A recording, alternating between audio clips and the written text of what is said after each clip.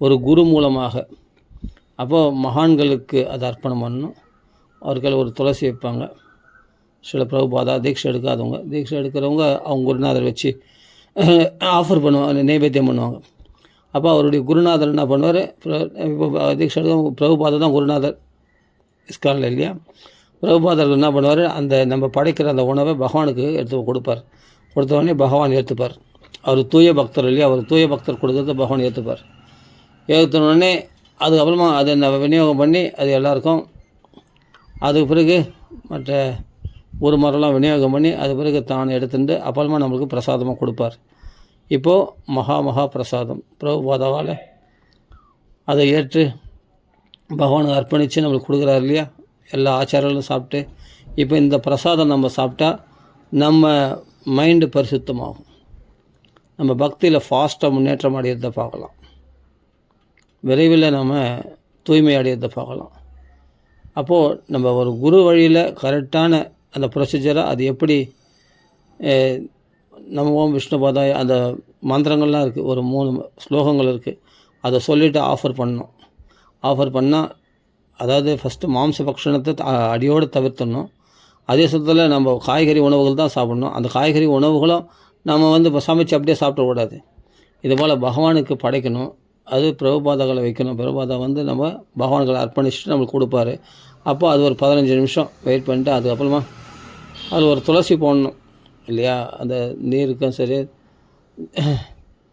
தீர்த்தம் வைக்கிறதாலும் சரி, அதே சமயத்தில் பிரசாதம் இல்லை, அதில் ஒரு துளசி போட்டு வச்சுட்டு நம்ம அந்த மந்திரங்களை சொல்லிவிட்டு, அதில் இருக்குது பக்தி ஆரம்ப நிலை வழிகாட்டின்னு ஒரு புஸ்தகம் இருக்குது. அதில் போய் இஸ்கானில் கேட்டால் தருவாங்க.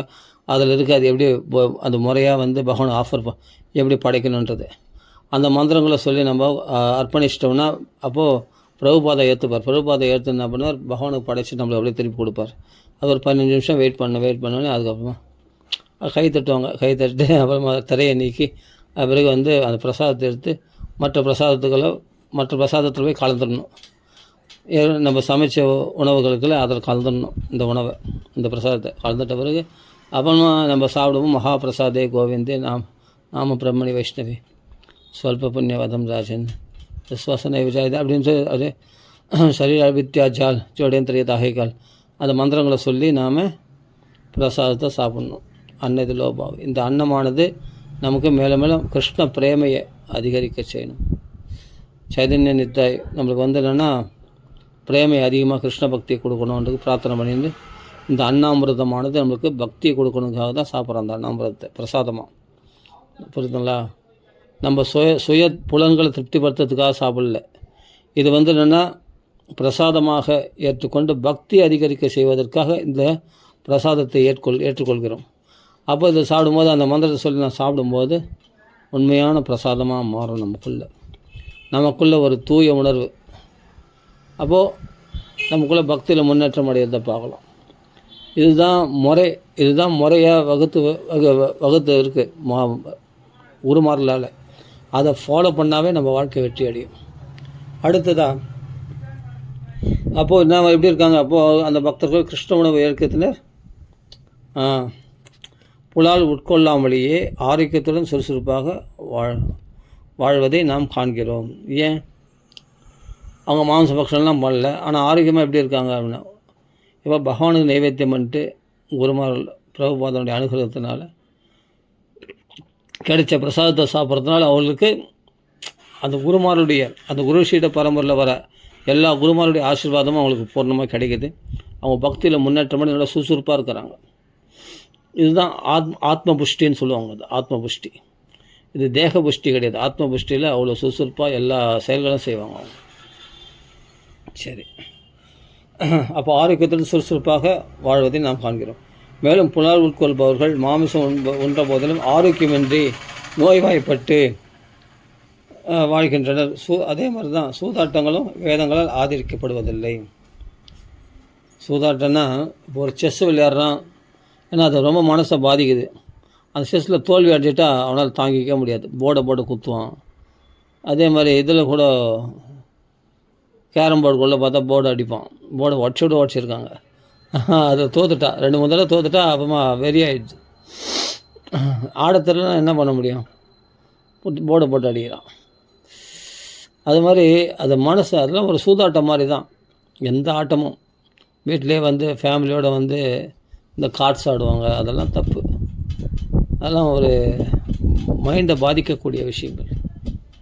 நமக்கெல்லாம் அது மாதிரி சூதாட்டம் அதெல்லாம் கூடவே கூடாது. அதனால் சூதாட்டத்தினால பாண்டவர்கள் என்ன நிலையை அடைஞ்சாங்க. நலன் என்ன ஆன தான் துணி கூட இல்லாமல் அவஸ்தைப்பட்டான். நலன் தமைதி பிரிஞ்சாங்க அதனால் சூதாட்டத்தினால. அது மாதிரி வந்து மகாபாரதத்தில் சூதாட்டத்தை பற்றி 2-3 கதை சொல்கிறாங்க. அதே மாதிரி பாண்டவர்களும் பார்த்தா சூதாட்டத்தினால எவ்வளோ கஷ்டப்பட்டாங்க. எல்லா ராஜ்யத்தெல்லாம் இழந்தாங்க, மனைவி இழந்தாங்க, எல்லாம் கஷ்டப்பட்டாங்க. மனைவி அவமானப்படுற நிலை ஏற்பட்டது. தாங்களும் அவமானப்பட்டார்கள், நாடு நகரத்தை இழந்தார்கள். அதனால் சூதாட்டமானது பயங்கரமான பாதிப்பு உண்டாகக்கூடியது. சூதாட்டம் ஆடி கோடீஸ்வரன் ஆகணும் ஒருத்தனும் கிடையாது, பிச்சைக்காரனானவன் தான் நிறைய பேர்.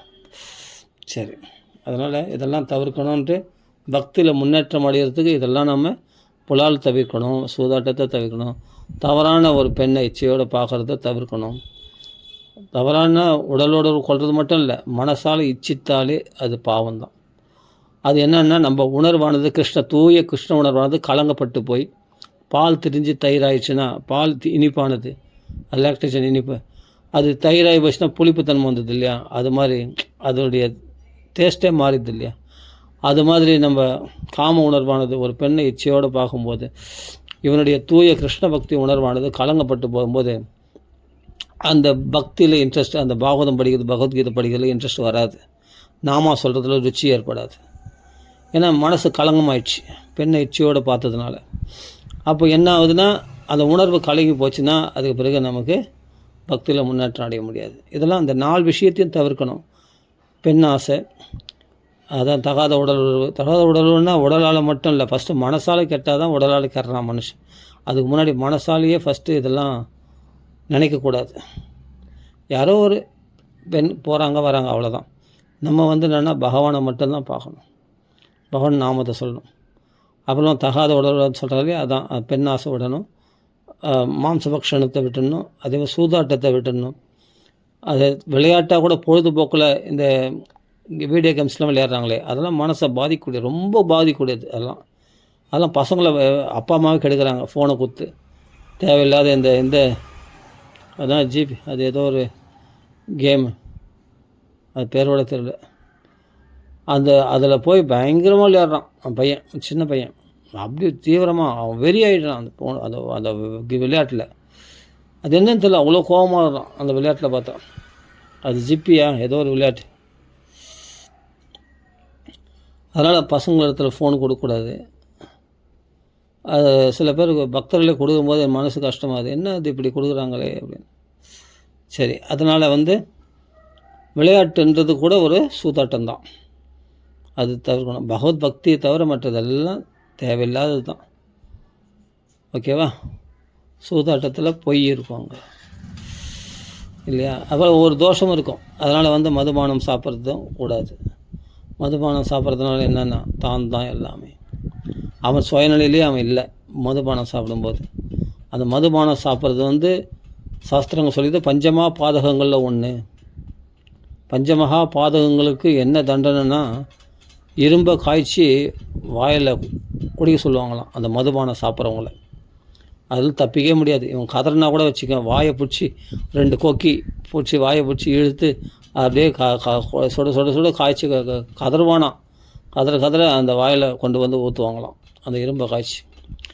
மதுபானம் சாப்பிடும்போது சுகமாக இருந்ததில்ல, இந்த இரும்பை காய்ச்சி குடின்னு சொல்லிட்டு குடி வைப்பாங்க. ஆனால் சாக மாட்டான், துடிப்பான் நரகத்தில்.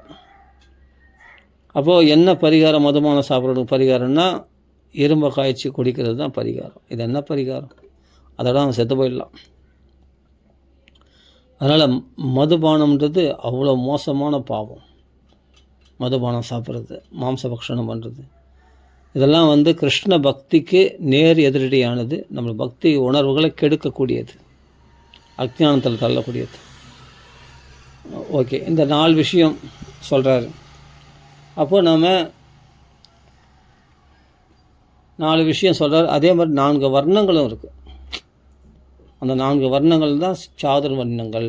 பிராமணன், சத்திரியன், வைஷ்யன், சூத்ரன், அப்போ இதெல்லாம் வந்து சில பேர் என்ன பிறவியின் அடிப்படையில் இன்றைக்கி அதான் சொல்கிறேன், தப்பாக ஜாதியை பார்க்குறாங்க. அதான் ஜாதியை பார்க்கக்கூடாது, ஜாதி முறையில் பிரிக்கிறாங்க. ஜாதி முறையில் இல்லை, இது வந்து என்னென்னா அந்த தன்மையின் முறையில் குண கர்ம விபாகசகா, தொழில் அடிப்படையில் குணங்களின் அடிப்படையில் பிரிக்கப்பட்டது இந்த 4 வர்ணங்கள். அந்த 4 வர்ணங்கள்லேயும் யாரும் வசதி கிடையாது, நல்லா புரிஞ்சுக்கணும். அதுதான் இங்கே சொல்ல போகிறாரு. சாதுர்வர்ணியம் மயா சிருஷ்டம், மனித இயக்கத்தின் 4 வகை பிரிவினரும் ஒன்றுபட இயங்கவில்லை எனில் சமுதாயத்தில் அமைதியை காண முடியாது.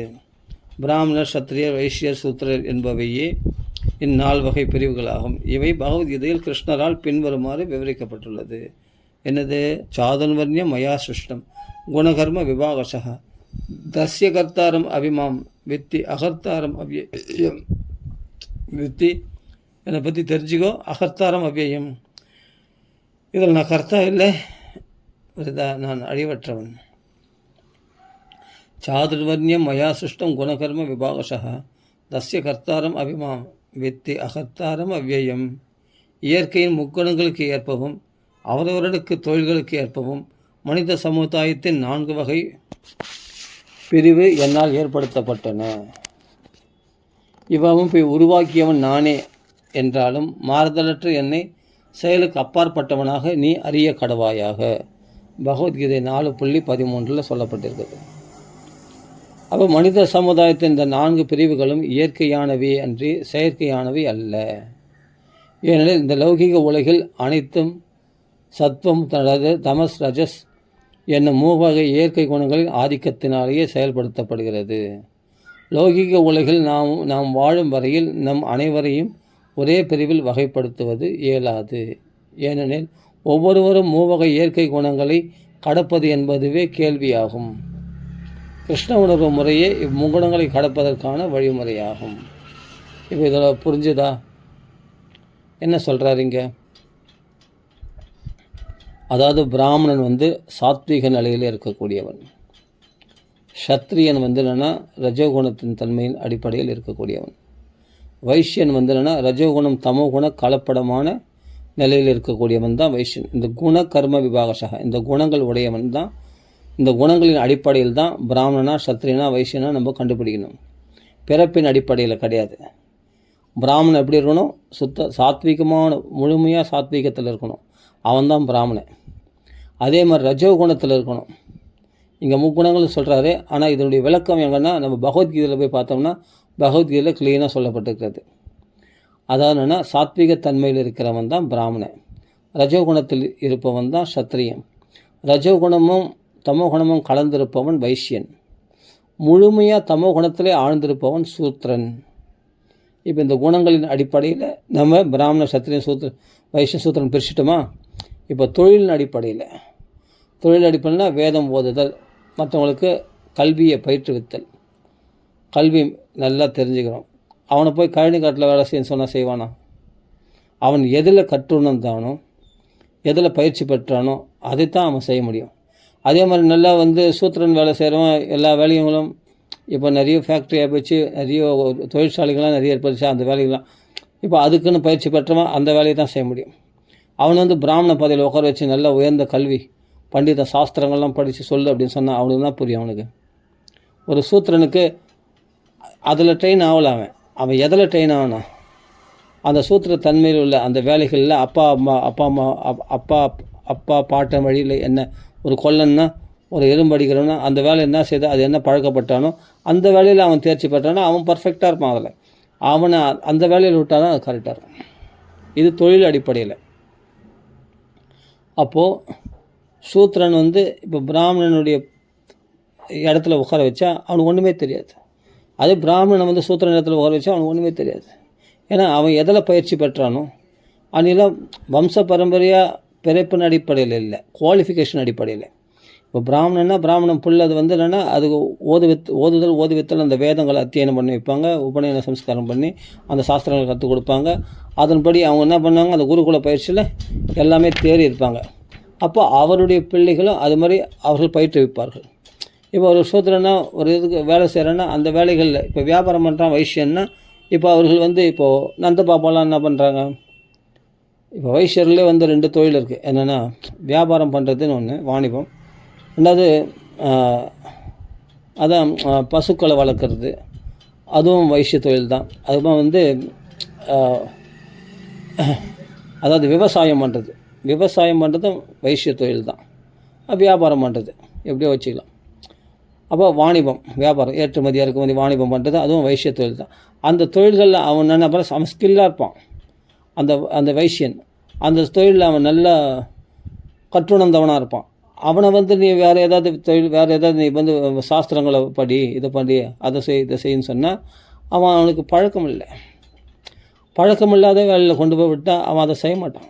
அப்போ இந்த தொழிலினுடைய அடிப்படையில் இவன் வைஷ்யன், இவன் சூத்திரன், இவன் பிராமணன், இவன் இந்த வழி இப்படி தான் சொல்லப்பட்டது. இப்படி வகுக்கப்பட்டு அப்போ அவர்கள் தொழிலை கரெக்டாக செய்தாங்கனாவே நாடு சேமமாக இருக்கும், உலகம் சேமமாக இருக்கும். இந்த குண கர்ம விபாகசா, கர்மான அந்த தொழில் அடிப்படையில் பிராமணன் தொழிலில் பிராமணன் செய்தான்னா, ஓதுவித்தல் செய்தான்னா பர்ஃபெக்டாக இருக்கும். சத்திரியன் என்னன்னா நாட்டை பாதுகாத்தல், அந்த வேலையை அவன் ராஜாவாக இருக்க நாட்டை பார்க்குறான், காவலாளியில் நாடு பார்க்குறான். சத்திரியர்கள் அதில் பயிற்சி பண்ணுறான். அவன் போர்க்கலையில், வில்வித்தையில், ஆயுத பயிற்சியில், யானை ஏற்றம், குதிரை ஏற்றம், ரதத்தை நடத்துதல் போன்ற இந்த விஷயங்களில் பயிற்சி பெற்றவனுக்கு அந்த விஷயத்துலேயே அவனுக்கு கான்சன்ட்ரேட் பண்ணால் தான் அந்த தொழில் அவன் சிறப்பாக வர முடியும். அப்போ அவைகளை செய்யும்போது நாட்டை பாதுகாத்துக்கிறதுக்கு அவனை நம்பி இருக்க வேண்டியதாக இருக்குது. சத்திரியனை நம்பி தான் பிராமணனும் இருக்கிறான். 3 வர்ணத்தோறும் அந்த சத்திரியனை நம்பி தான் இருக்காங்க. அதே மாதிரி சத்திரியன் பிராமணனை நம்பி தான் இருக்கணும். ஏன்னா பிராமணருடைய ஆலோசனை கேட்டு சாஸ்திரங்கள் சொன்னபடி தன் வாழ்க்கை நீதி நெறிப்படி ராஜ்யத்தை ஆள வேண்டும் இல்லையா? இதுதான் கரெக்டான ஒரு வழிமுறை. இந்த அடிப்படையில் தான் பகவான் 4 வர்ணாசிரமங்களை படைத்தாரே தவிர சாதுர்வர்ணிய மயா சிஷ்டம் குண கர்ம விபாகசா, அவருடைய தொழில் அடிப்படையிலும் அவருடைய குணங்கள் அடிப்படையிலும் இந்த குணங்கள் உடையவனாக பிராமணன் இருக்கணும். குணங்களில் கோட்டை விட்டான்னு சொன்னால் அவன் வந்து பிராமணன் கிடையாது, பிரம்ம பந்து. அவன் சத்திரியனுக்குரிய குணங்கள் அவனுக்கு இல்லைன்னு சொன்னால் அவன் சத்திர பந்து அவன். ஆமாம், அவன் வந்து சத்திரியனாக சொல்லிக்கிறதுக்கே தகுதி இல்லாதவன். ஒரு பிராமணன்னா பிராமண தன்மைகள் இல்லைன்னு சொன்னால் பிராமணன் சொல்லிக்க தகுதி இல்லாதவன். அப்போ இந்த அடிப்படையில் புரிஞ்சுக்கணும். அது குணங்களில் சாத்விகத்தன்மை இல்லைன்னு சொன்னால் பிராமணன் கிடையாது. அவன் சத்திரிய நிலையிலேயோ வைஷ்ய நிலையிலேயோ இறங்கிட்டான். தமோ குணத்து உடையவனா வைஷ்ய நிலையில் இறங்கிட்டான், அவன் பிராமணன் கிடையாது. ஆனால் ஒரு இதில் என்ன ஒரு விஷயன்னா, தொழில் அடிப்படையில் ஓகே, ஆனால் குணங்கள் அடிப்படையில் நீ சமுதித்தி குணாதீதம், அதாவது நீ முன்னேற்றம் அடையலாம். நல்லா புரிஞ்சுக்க. அதாவது என்னென்னா, சில பிறவியில் பிராமணர்களாக இருக்கிறவங்க இதை சொல்லி ஆகணும். பிறப்பால் நான் பிராமணன் மார்த்தடிக்கிறான்னு பற்றியா? அப்படியேப்பட்ட சில பிராமணர்கள், அதை ஜாதி அபிமானம். அவர்கள் என்ன பண்ணுவாங்க, சூத்திரனாக பிறந்தவன் கடைசி வரைக்கும் சூத்திரனாக தான் இருக்கணும். சொல்கிறது புரியுங்களா? வைஷ்யனாக பிறந்தவன் வைஷ்யனாக தான் இருக்கணும். அவர்களெலாம் பிராமணத்தன்மைக்கு உயர முடியாது. இதுதான் இங்கே கொஞ்சம் கிரிட்டிக்கலாக இருக்கும். ஆனால் புரிஞ்சுக்கிட்டால் சப்ஜெக்ட் சூப்பரான சப்ஜெக்ட் இது. இந்த 4 வர்ணாசிரமங்கள் கொஞ்சம் குழப்பமாகவே, இந்த தர்மங்கள் கொஞ்சம் குழப்பமாகவே சிக்கலாகவே இருக்கும். அப்படின்னா பரசுராமர் இப்போ பிராமண குலத்தில் பிறந்து சத்திரியனாக செயல்பட்டார். ஆமாம், சத்திரியன் ஆகிட்டார், அந்த பிரம்மத்துவத்தை இழந்துட்டார். அப்போ விஸ்வாமித்திரர் சத்திரியத்தன்மை இழந்து பிராமணன் ஆனார். ஆமாம், அவர் பிராமணன் ஆனார். பிரம்ம ரிஷின்னு பட்டம் வசிஷ்டராக சொல்லியிருக்காரு. நீ பிரம்மத்துவம் ந சந்தேகம் ந சம்சயா, சந்தேகமே கிடையாது, நீ பிராமணன் தான் அப்படின்ட்டு வசிஷ்டர் வாக்காலே பிரம்ம ரிஷி பட்டம் ஆனார் விஸ்வாமித்திரர். உண்மை தான். அப்போ எதனுடைய அடிப்படையில்? பிறப்படிப்படையிலையா? கிடையாது. அந்த குணங்களின் அந்த குவாலிட்டி, அந்த தன்மைகள் அடிப்படையில்.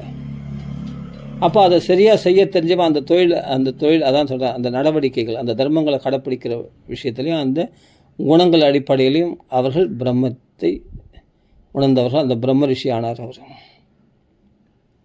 இது புரிஞ்சுக்கணும். அப்போது ஆக முடியாதுன்னு சொன்னால் சரித்திரங்கள் இருக்கே, ஆயிருக்காங்களே. சத்திரியனாக இருந்த விஸ்வாமித்திரர் பிராமணன் ஆயிருக்கார், பிரம்ம ரிஷி ஆயிருக்காரு. வால்மீகி பிரம்ம ரிஷி ஆயிருக்காரு. எவ்வளோ பேர் 81 பிள்ளைகளை சத்ரியனாக பிறந்த ரிஷபருடைய பிள்ளைகள் 81 பேரை பிராமணர்கள் ஆக்கியிருக்காரு. அந்த பிராமண தன்மைகள் உடையவர்கள் என்பதனால ரிஷபர் ஆக்கியிருக்காரு.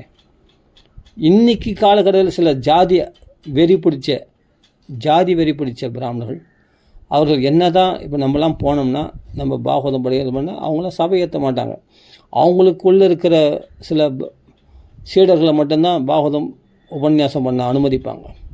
நம்மள மாதிரி ஆட்கள் பாமரன் ஒரு சத்திரியன் நம்ம போகிறோம்னா நம்ம என்ன தான் தன்மைகள் உடையவர்கள், நம்ம என்ன தான் பாகவதத்தை நல்லா பக்தி உடையவர்களாக இருந்தாலும் என்ன தான் பாகவதத்தை நாம் கரைச்சி குடிச்சிருந்தாலும் நம்மளை அரங்கேற்றம் பண்ண விட மாட்டார்கள். இதுதான் ஜாதி அபிமானம். அப்படிப்பட்ட சில இழிவான பிராமணர்கள் எண்ணிக்கை இருக்கிறாங்க. அந்த பிராமணர்கள் ஜாதியின் அடிப்படையில் இவருடைய கணக்குப்படி பார்த்தா சூத்திரனாக பிறந்தவங்க கட்சி வரையும் சூத்திரனாக தான் சாகணும், சத்திரியனாக பிறந்தவங்க கட்சி வரையும் சத்திரியனாக தான் சாகணும். இவங்களெல்லாம் மேல்நிலை வந்துட மாட்டான். இவங்க கணக்கு அடிப்படையில் மேல்நிலைக்கு வர முடியாது. யார்? இந்த பிராமணர்களுடைய இந்த ஜாதி அபிமானம் கொண்ட பிராமணர்கள் மனப்பான்மை பிரகாரம். ஆனால் அப்படி சாஸ்திரம் அப்படி எங்கேயுமே சொல்லலை. அப்போ இங்கே பிரபுபாதா என்ன சொல்கிறாருன்னா அதை விட ஒரு படி மேலே போய் சொல்கிறார். என்னென்னா, பகவான் எப்படி 4 வர்ணங்களுக்கு உட்பட்டவன் இல்லையோ, உட்பட்டவன் இல்லாமல் அதுக்கு மேல்பட்டவனோ, ஏன்னா அவனால் தான் படைக்கப்பட்ட இந்த 4 வர்ணங்களும். அதாவது நீ பிராமண நிலைக்கு உயர்வானா, நீ வைஷ்ணவன் நிலைக்கு உயரு, அதுதான் சிறந்த குவாலிட்டி, அதுதான் மனுஷ லட்சியமே. நீ இதில் இல்லைன்னா இதில் போட்டி போடாத, நான் ஏன் பிராமணன் ஆகக்கூடாது அப்படின்ட்டு பிராமணர்கள் போய் போட்டி போடாத. அதே மாதிரி பிராமணன் சொல்கிறதும் தப்பு. அதனால் சூத்திரனாக பிறந்தோம் பிராமணன் ஆகக்கூடாது, பிராமணன் ஆக முடியாது, சத்திரனாக பிறந்தோம் பிராமணன் ஆகக்கூடாது. பிறப்புனால பிராமணனாக பிறந்தவங்க தான் கட்சி வரையும் பிராமணனாக இருக்க முடியும். அதனால் பிறப்புனால சத்திரனாக பிறந்தோம் பிராமணன் ஆக முடியாதுன்னு ஆன சரித்திரங்கள்லாம் எவ்வளோ சொன்னாலும் அவங்க ஏற்றுக்க மாட்டாங்க. ஏன்னா அங்கே ஜாதி அபிமானம் கொண்ட அவர்கள் அந்த ரத்தத்தில் ஊறி போயிடுது. அவர்கள் என்ன தான் இருந்தாலும் சரி, நம்ம ஜாதியில் பிறந்தவன் சொன்னால் ஒரு மாதிரி தான் பார்ப்பாங்க. அவங்கள எல்லா இடத்துலையும் கொண்டு போய் சேர்த்துக்க மாட்டாங்க. உள்ள பூஜாரை வரைக்கும் அவங்கள அலோட் பண்ண மாட்டாங்க. அவங்கள எங்கே வைக்கணுமோ அங்கே தான் வைப்பாங்க. நான் நேரில் பார்த்துருக்கேன், நான் அனுபவிச்சிருக்கேன், எனக்கு அது அவமானப்பட்டிருக்கேன். நீ என்ன தான் பாகவதம் கரைச்சி குடிச்சிருந்தாலும் ராமாயணம் கரைச்சி கொடுத்தாலும் அவங்க உபன்யாசம் பண்ணுற இடத்துல ஒன்று உட்கார வைக்க மாட்டாங்க. இப்படிப்பட்ட ஒரு கீழ் புத்தி அவர்கள் தான் கடைசியில் சூத்திரர்களாகி விடுகிறார்கள். புத்தியினால் சூத்திரர்களாகிடுறாங்க. இப்படிப்பட்ட ஒரு தமோகுணம், இது அறியாமை தானே. அறியாமையில் உள்ளவன் யாரே சூத்திரன். தமோகுணம், இந்த தமோகுணம் உடைய பிராமணர்கள் அவர்கள் பிராமணன்ற ஜாதியில் தான் பிராமணர் இருக்காங்க, தவிர குணத்தினால சூத்திரர்களாக இருக்கிறார்கள். இதெல்லாம் புரிஞ்சிக்கணும். ஆனால் இங்கே பிரபுபாதா சொல்கிறதுனா அப்படிலாம் கிடையாது. உன்னுடைய குணங்கள் பிராமண தன்மை கொண்டவன், சாத்விக தன்மை உடையவனாக இருந்தால் உன்னுடைய செயல்களும் பகவத் பக்திக்காக நீ செயல்படுற அப்படின்னா நீ பிராமணனோட உயர வசதி. நீ பிராமணாக நினைக்கிறேன், பிராமணாக உன்னுடைய கோலே பிராமணன் ஆகிறது கிடையாது. நீ சூத்திரனாக கூட இருந்துக்கோ, அதனால் நீ பிராமணத்தன்மை ஒரு பெரிய தன்மையே கிடையாது. விஸ்வாமித்திரர் பிரம்ம ரிஷி ஆனார்னா அது அவருடைய லட்சியமாக இருந்தது, ஓகே. ஆனால் அது ஒரு பெரிய குவாலிட்டியாக சொல்ல பிரபுபாதா என்ன சொல்கிறாருன்னா, பிரபுபாதா வைஷ்ணவன் ஆகணும். அவன் இந்த 4 வர்ணங்களையும் கடந்து விடுகிறான். பின்னாடி படிக்கிறேன் பாருங்கள், ரொம்ப அருமையாக இருக்கும் இதெல்லாம் பார்த்தா. அப்போ என்னென்ன சொல்கிறார் இங்கே, மனித சமுதாயத்தின் இந்த 4 பிரிவுகளும் இயற்கையானவையே அன்றி செயற்கையானவை அல்ல. ஏன்னா இயற்கையாகவே அந்தந்த தொழிலில் இருக்கிறோம், அதாவது கரெக்டாக செய்யறது உலகம் சரியாக நடைபெறும். இது ஜாதி அடிப்படையில் இவனா ஆயிடுச்சுன்னா, பகவான் என்னென்னா தொழில் அடிப்படையில் குணங்கள் அடிப்படையில் தான் பகவான் படைத்தான். அதன்படி இருந்தால் தான் உலகம் நல்லபடியாக ரன் ஆகுன்றதுக்காக, இல்லை ஷேமாக இருக்கணுங்க. ஆனால் இன்றைக்கி என்னென்னா ஜாதி அடிப்படையில் நிறைய இந்த 4 வர்ணங்களை படைச்சது இது 400 ஜாதி 4000 ஜாதி ஆகி போயிடுச்சு.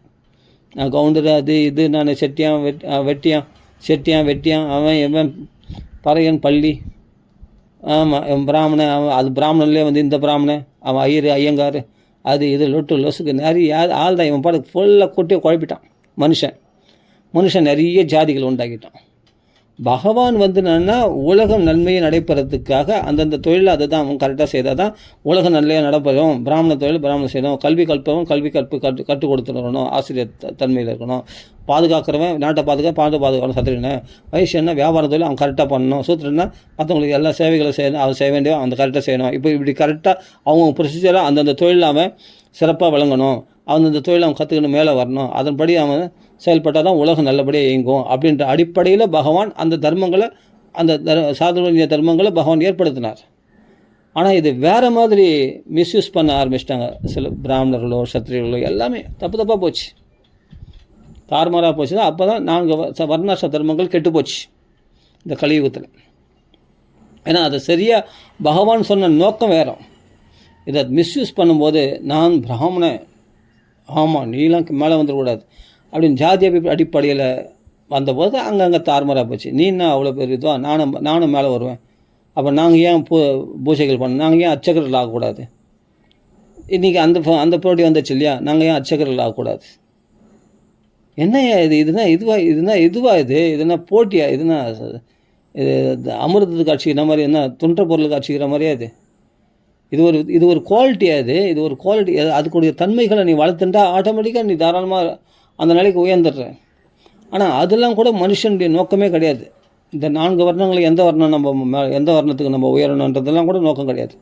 இந்த 4 வர்ணங்களை கடக்கிறது தான் நோக்கமே. இது முக்குணங்களுக்கு உட்பட்டது. இந்த 4 வர்ணங்களும். பிராமணன்னா அவன் சாத்விகத்தன்மையில் இருப்பான், சத்திரியன்னா அவன் ரஜோகுணத்தின் தன்மையில் இருப்பான், வைசியன்னா ரஜோகுண தமோகுணத்தின் கலப்படத்தன்மையில் இருப்பான், சூத்திரன்னா ரொம்ப தமோ குணத்திலே இருப்பான் அவன் சூத்திரன். அப்போ இந்த நிலையில் நீ தமோ குணத்தில் இருக்க போறியா? நீ என்னைக்கு நீ ரஜோகுணத்துக்கு மேலே எழும்பி சாத்விக குணத்துக்கு அந்த சாத்விக குணத்தையும் கடக்க போகிற? அதுதான் பிரபுபாதா இங்கே சொல்கிறார். நீ பிராமணன் ஆகலாம், ஆனால் பிராமணன் ஆகிறது மட்டும் முக்கியம் இல்லை, அதுக்கு மேலே நீ வைஷ்ணவன் ஆகணும், அதான் முக்கியம். அந்த கிருஷ்ண உணர்வை பெற வேண்டும். அப்போ அங்கே தான் உனக்கு எல்லாத்தையும் கடந்து போகிற. அப்போ தான் நீ உண்மையான சாந்தியை அனுபவிக்க முடியும். இல்லைங்களா? ஆனால் இந்த தொழில் அடிப்படையில் பகவான் படைத்தது எதுக்காகனா உலகம் நல்லா சேமமாக இருக்கிறதுக்காக, உலக நன்மைக்காக. ஆனால் உலகத்துள்ளவர்கள் அப்படியே இருந்தோம், அந்த 4 வர்ணத்திலே இருந்தோன்னுக்காக கிடையாது. அந்த 4 வர்ணங்களையும் கடக்க வேண்டும் என்பதற்காக தான் தன்னுடைய தன்மையை சொல்கிறார் பகவான். நான் இந்த 4 வர்ணங்களுக்கு உட்பட்டவன் கிடையாது, என்னால் தான் மயா சிருஷ்டம், என்னால் சிருஷ்டிக்கப்பட்டது தான். ஆனால் இந்த 4 வர்ணங்களுக்கு எந்த வர்ணம் சேர்ந்தவனும் நான் கிடையாது, இதுக்கு அப்பாற்பட்டவன் நான், அகர்த்தாரம். நான் இதில் பிராமண செயலை நான் செய்ய வேண்டிய அவசியம் இல்லை, சத்திரியன் செயலை செய்ய வேண்டிய அவசியம் இல்லை. ஆனால் எல்லாத்தையும் செய்கிற மாதிரி காண்பிக்கிறேன். ஆனால் நான் இவங்களை அப்பாற்பட்டவன், ஏன்னா அழிவற்றவன், அவ்வியம். அதுதான் சொல்கிறார் இங்கே.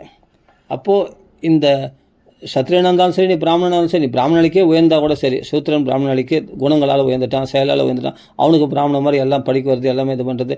அதே சமயத்தில் அவனுக்கு என்னென்னா குணங்கள்லையும் சிறந்த சாத்விகமாக இருக்கான், பிராமணனுக்கு உயர்ந்துட்டால் கூட அதுவும் 3 குணங்களுக்கு உட்பட்டது தான். இப்போ தங்க சங்கிலியில், இப்போது இரும்பு சங்கிலியில் பிணைக்கப்பட்டான்னா தங்க சங்கிலி ஆக மொத்தம் 2 விதத்தில் நீ பிணைக்கப்பட்டு தான் இருக்கேன். ஒருத்தனுக்கு தங்க சங்கிலியில் சிலையில் போட்டுறான்பா, தங்க சிலையை கட்டி போடுறான், தப்பிக்க முடியாது பெரிய. ஒருத்தனுக்கு இரும்பு சங்கிலியில் கட்டி போடுறான். 2த்துக்கு என்ன வித்தியாசம்? தங்க சங்கிலி சூப்பராக இருக்கே, அதுவும் பிணைப்பு தான்டா. அப்போ இரும்பு சங்கிலியில் பிணைப்பட்டானா அதுவும் பிணைப்பு தானே, மொத்தம் நீ தப்பிக்க முடியாது. ஏதோ ஒரு குணத்துக்கு சாத்விக குணம்னா அந்த குணத்துக்கு நீ உட்பட்டு வந்தானே, இன்னும் நீ குணங்களை கடக்கலை இல்லை. அப்போ நீ பிராமணனாக இருக்கிறது பெரிய தகுதி கிடையாது, வைஷ்ணனாக இருக்கிறது பெரிய தகுதி கிடையாது, சூத்திரனாக இருக்கிறது பெரிய தகுதி, எல்லாத்த விட கடக்கிறது தான் பெரிய தகுதி. இந்த முக்குணங்களாகிய இந்த 4 வர்ணங்களையும் கடக்கிறதுனால வைஷ்ணவ நிலைக்கு உயர்றது தான் பெரிய தகுதியாக இங்கே பிரபுபாதா ஆணித்தரமாக அடிக்கிறார். அப்போ சொல்கிறார், இது 4 வர்ணங்களும் இந்த போட்டி உண்டு. நீனா பெரிய பிராமணனா, நான் தான் பிராமண தன்மை உடையவன், தன்மையினால் தான் பிராமணன், பிறப்பினால் பிராமணன் இல்லை அப்படின்னு இங்கேயும் ஒரே பெரிய, நான் ஏன் அர்ச்சகர் ஆகக்கூடாது, நாங்கள் ஏன் பூஜைகள் பண்ணக்கூடாது, நாங்கள் ஏன் விக்கிரகத்தை தொடக்கூடாது. இன்றைக்கி போட்டிகள் இருக்கு இல்லையா நிறைய கோயில்களில், நான் தமிழில் தான் அர்ச்சனை பண்ணணும், சான்ஸ்கிரிட்டில் அர்ச்சனை பண்ணக்கூடாது, அந்த போட்டியும் இருக்குது. பெரிய விஷயங்கள் இது, இது பெரிய பாலிடிக்ஸ். இது போனால் எங்கேயோ போவோம், அது வேண்டாம். இங்கே பிரபுபாதா சொன்ன விஷயத்துக்கு வருவோம். என்ன விஷயம்னா, இந்த போட்டி பொறாமைகள்லாம் இன்றைக்கி பெருசாக நடந்துன்னு இருக்குது. அது இல்லாமல் இந்த நாமத்துலேயே பாதம் வச்ச நாமா, மொட்டை வச்ச நாம, இது வேறு இருக்கு இல்லையா, ஐயங்கார்லேயே அதில் எத்தனை பிரிவுகள் இருக்குது. சிவாச்சாரியில் பார்த்தா அதில் வேறு பிரிவுகளாக இருக்குது.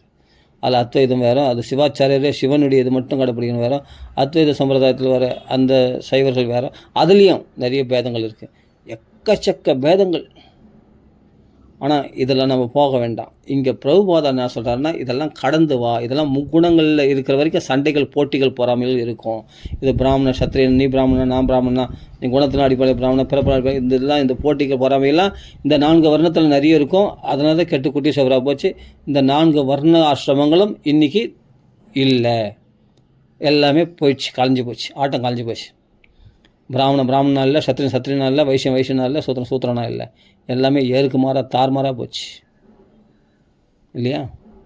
சூத்திரன் பதவி ஆள்றான், பிராமணன் பார்த்தா சூத்திர வேலை செய்கிறான், தொழில் அடிப்படையில் எல்லாமே மாறி போச்சு தார்மாராக.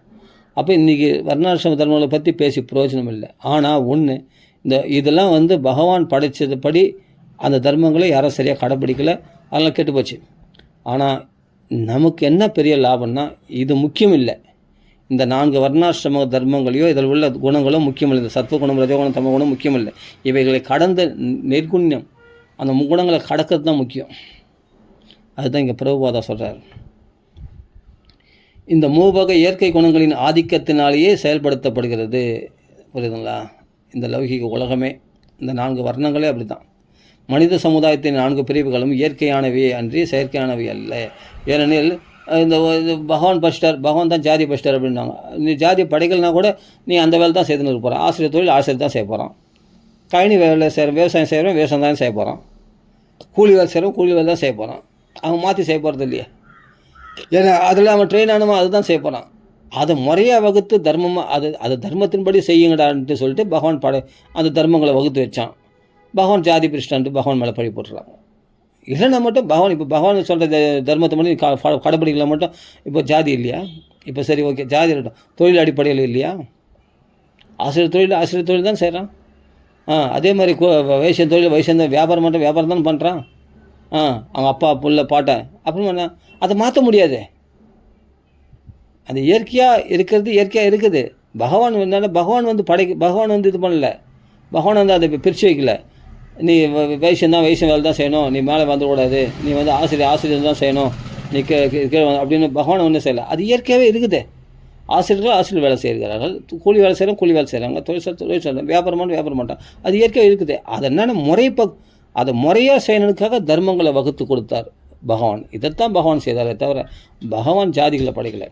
இருக்கிற ஜாதி என்ற அபிமானத்தை விட்டுட்டு தொழில் அடிப்படையில், குணத்தின் அடிப்படையில் கரெக்டாக இதை செயல்படுத்தி இந்த குணங்கள் பட இந்த தர்மங்களை கடைப்பிடிங்கள், அப்போ க்ஷேமமாக இருப்பீங்க அப்படின்ட்டு பகவான் அந்த 4 தர்மங்களை 4 வர்ணாசிரம தர்மங்களை பகவான் ஏற்படுத்தினார். இதுதான் விஷயம். பகவான் முறையாக வகுத்து வச்சான். அந்த முறையான வழிகளில் போயிருந்தோம்னா நம்ம சக்ஸஸ் ஆகிருப்போம். நம்ம இந்த உலகமே செழிப்பாக இருக்கும். ஏற்கு மாறாக போனதுனால தான் கலியுகத்தில் எல்லாம் கெட்டு போச்சு. சரி, அப்போ இங்கே என்ன சொல்கிறாருன்னா, அதான் சொல்கிறாரு, அது செயற்கையானவே அல்ல, இயற்கையிலே இருக்குது இந்த 4 வர்ணங்களில். அதை பகவான் நெறிமுறைப்படுத்தினான். இதுதான் விஷயம். இந்த 4 வர்ணாசிரமம் பகவான் தர்மத்தை சாட்சாத் பகவத் பிரணீதம்.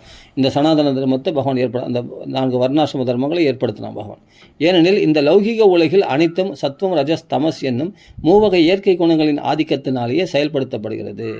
புரியுதுங்களா? ஆக மொத்தம் இந்த 4 வர்ணங்கள் இருக்கிறவங்க யாராக இருந்தாலும் இந்த முக்குணங்கள் உட்பட்டு தான் இருக்கிறான். முக்குணங்கள் வெளியே வரல. அவ்வளோதான். லௌகிக உலகில் நாம் வாழும் வரையில் நம் அனைவரையும் ஒரே பிரிவில் வகைப்படுத்துவது இயலாது. என்னது? பிராமணன் மட்டும் தான் பண்ணுமா, நான் பண்ணக்கூடாதா? இப்போ எல்லாமே நானும் பிராமணனாக இருக்கலாம், நானும் சத்திரியனாக இருக்கலாம். என்னது இது? இதுக்கு அல்வா காலையிற மாதிரி இது. அப்படிலாம் செய்ய முடியாது. எல்லோரும் ஒரே தொழில் சொன்னால் மற்ற தொழிலெலாம் யார் செய்கிறது? அப்போது எல்லோரும் அர்ச்சகர் ஆகிட்டா அவன் மற்ற தொழிலெலாம் யாரும் செய்கிறது? ஃபேக்ட்ரிலாம் எப்படி நடக்கும்? வியாபாரம்லாம் யார் பண்ணுறது? விவசாயம்லாம் யார் பண்ணுறது? அப்போ அதை செய்கிறதுக்கு ஆள் வேணும் இல்லையா? அதுதான் புரியுது. ஏன் அது பிராமணர்லாம் செய்யட்டும், யாரோ ஒருத்தர் சேர்த்து ஆகணும் இல்லையா?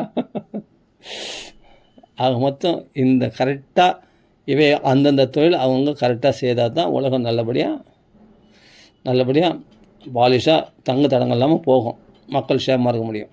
அப்படி தான் விஷயம். சரி, ஓகே. அதனால் எல்லாரும் ஒரே இதில் செயல்படணும், நடக்காத விஷயம். அதனால் லௌகிக உலகில் நம் வாழும் வரையில் நம் அனைவரையும் ஒரே பிரிவில் வகைப்படுத்துவது இயலாது. இங்கே பிரபா சொல்றது. ஏனெனில் ஒவ்வொருவரும் மூவகை இயற்கை குணங்களை கடப்பது என்பதுவே கேள்வியாகும்.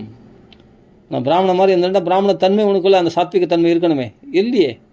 நீ ரஜோகுணம் தமகுணம் உள்ளவனாக இருந்தால் அந்த ரஜோகுணம் தமகுணத்தை ஜெயிக்காதவன் எப்படி பிராமணத்தன்மைக்கு உயர முடியும்? இல்லை அது மாதிரி ரஜோகுணத்தில் தமகுணத்தில் இருக்கிற ரஜோகுண நிலைக்கு வந்தோன்னு நான் சத்திரனாக வந்துடணுன்னா அவனுக்கு அந்த தன்மை இல்லாத போது, அந்த குணங்கள் அந்த தொழிலாம் தெரியாத போது அவன் எப்படி அதை செய்ய முடியும்?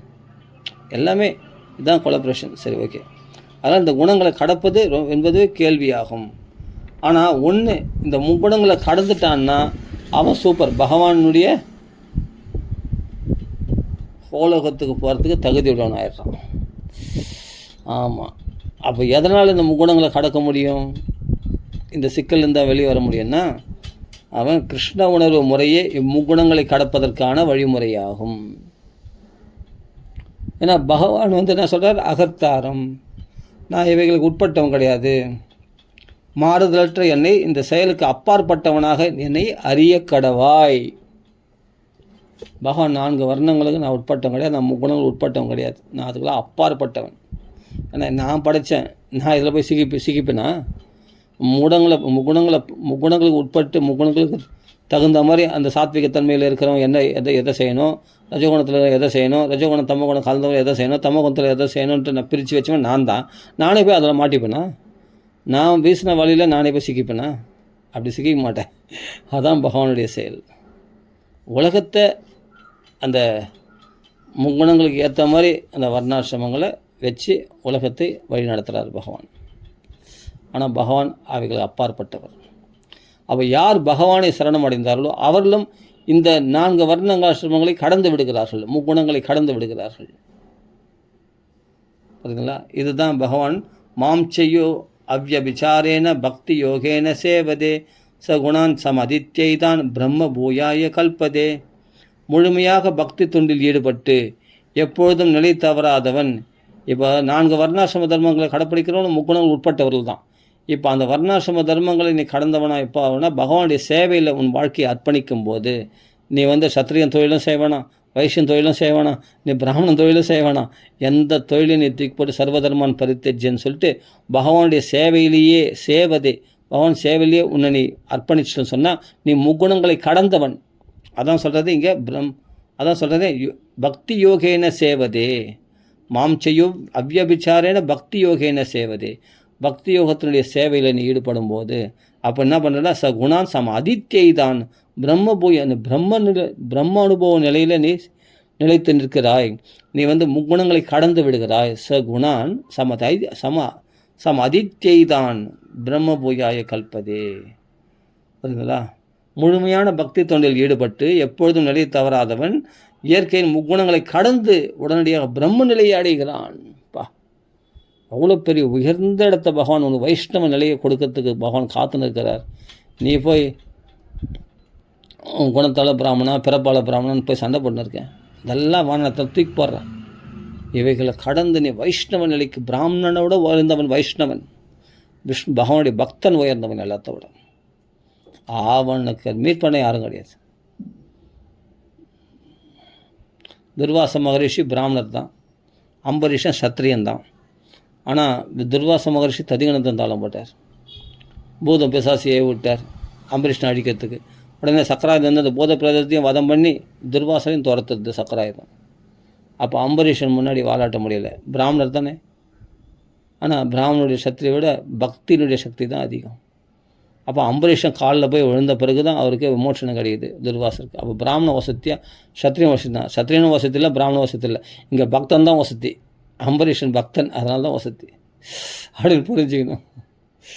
அப்படியேப்பட்ட பிராமணர்களுக்கே தலைவராக இருக்கக்கூடிய பிரம்மதேவரே போய் சாந்தி பண்ணால் நரசிம்மர் சாந்தி அடைய மாட்டார். சிவபெருமா போய் சாந்தி அடைய மாட்டார். லக்ஷ்மி தேவியே அப்படின்னா பயந்து நடுங்கிறா, சாந்தி பண்ண மாட்டேன்றா. இந்திராதி தேவரெல்லாம் ததிகணத்தை தாழ்பான். ஆனால் பிரகலாதன் அசுர குலத்தில் பிறந்த பிரகலாதன் போய் கைகூப்பி அண்ணனே பகவான் அப்படியே உள்ளம் குழஞ்சி கண்களில் கண்ணீர் மறுக்க மடியில் தூக்கி வச்சுட்டு அத்திக் ஆயுஷ்மான் பவன் தான் அவனுக்கு ஆசீர்வாதம் பண்ணுறார். யார்? பிரகலாதனை. அப்போ அசுர குலத்தில் பிறந்த பக்தன் தான் முக்கியம். நீ பக்தன் ஆகிறது தான் முக்கியம். பிரம்மதேவரே பிராமணர்களுக்கு அதிபதியாக இருக்க பிரம்மதேவர் கூட முக்கியம் இல்லை, ஒரு வைஷ்ணவனாகிய பிரகலாதன் தான் முக்கியம்னு சொல்லிட்டு சத்தியம் விதாதும் நிஜபிருத்திய பாஷிதம் வியாப்திம் ச போதேஷ அகிலேஷ சாத்மனா. அந்த பக்தன் வாக்கை சத்தியமாக்கிறதுக்காக தோண பழந்துட்டு வெளியே வந்தான் இல்லையா, அந்த பக்தன் தான் பகவானை மதிக்கிறான். அவன் தான் எல்லாத்த விட வசதி. அந்த பக்தி சேவையில் தன் வாழ்க்கையை அர்ப்பணித்த பிரகலாதன் தான் முக்கியம். தன் புலன் சேவையில் தன் வாழ்க்கையை அர்ப்பணித்து தவம் பண்ண ஹிரண்யகசிபுவை காட்டிலும் பக்தி சேவையில் தன் வாழ்க்கையை மனசு வாக்கு காயம் சிந்தா சபல சேதனக வைகுண்ட சிந்தன், அந்த வைகுண்டனுடைய சிந்தனையிலேயே இருந்த பக்தி சேவை தன் வாழ்க்கை அர்ப்பணித்த அந்த பிரகலாதனாகிய வைஷ்ணவன் தான் வசத்தி. அவன் முக்குணங்களை கடந்து விடுகிறான். குணான் சமதித்யை தான் பிரம்மபூயாய கல்பதே. அவன் பிரம்மம் மகாத்மனகா ஸ்வசுதாயம் பிரம்மணி ஸ்வசுதாய மகாத்மனி, அவனுடைய பிள்ளையாக இப்போ மகாத்மா அல்லவா அப்படின்னு பகவானே கொண்டாடுறார். அப்படிப்பட்ட மகாத்மா, அப்படிப்பட்ட பிரம்ம நிலைக்கு உயர்ந்தவன் அந்த பக்தன் யார்? பிரகலாதன். இவ்வாறு கிருஷ்ணரின் சிந்தனையுடன் செயல்களில் ஈடுபடுபவன் உடனடியாக தெய்வீக நிலைக்கு உயர்த்தப்படுகிறான்.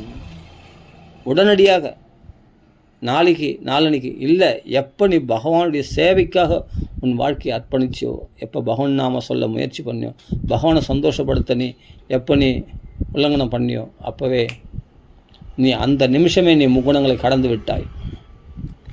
உடனடியாக கடந்து விடுகிறார். குணான் அதித்யை தான் பிரம்மபூயாய கல்பதே. அந்த முகுணங்களை கடந்தவனாயிடுகிறான்.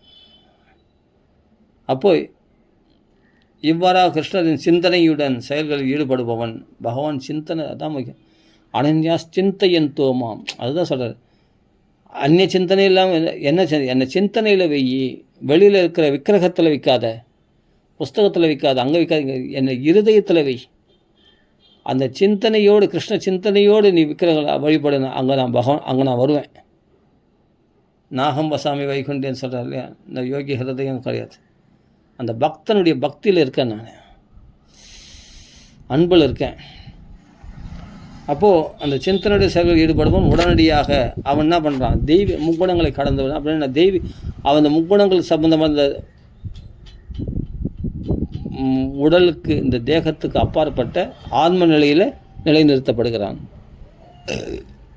தெய்வீக நிலைக்கு உயர்த்தப்படுகிறான். இயற்கையிலேயே நாம் ஜடப்பொருள் அல்ல, பிரம்மம். நாமெல்லாம் பிரம்மமா, பரபிரம்மம் பகவான், நம்மளாம் பிரம்மம். அகம் பிரம்மாஸ்மி. புரியுதுங்களா? நாம் இந்த லௌகிக இயற்கையினால் உருவாக்கப்பட்ட பொருள்கள் அல்ல என்ற கொள்கையின் அடிப்படையில் அமைந்ததே ஆதிசங்கரின் தத்துவமாகும். உண்மையில் ஆத்மா அல்லது பிரம்மம் என்பது நமது இயற்கை தன்மையாகும். பிரம்ம சத்திய ஜெகத் மித்திய அப்படின்ற ஆதிசங்கர் இல்லையா, அதான். ஆனால் நம்ம பிரம்மன் தான், அதில் மாறுபாடு கருத்தே கிடையாது. உண்மையில் ஆத்மா அல்லது பிரம்மன் என்பது நமது இயற்கை தன்மையாகும். நம்ம ஆத்மா, நம்ம பிரம்ம அனுபவம். நம்ம இந்த தேக சம்பந்தமானவங்க கிடையாது. இந்த தேகம் வேறு, நம்ம ஆத்மா வேறு. ஆத்மா அழிவற்றது, தேகம் அழியக்கூடியது. ஆனால்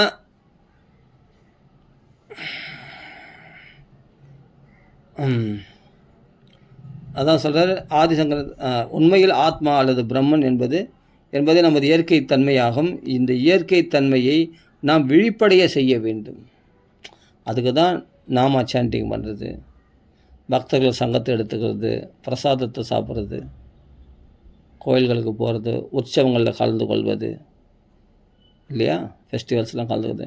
மற்ற இதுக்கு அந்நியமாக கிருஷ்ணா அனுகூல சீலனம், கிருஷ்ணனுக்கு அனுகூலம் இல்லாத விஷயத்தை தவிர்க்கிறது.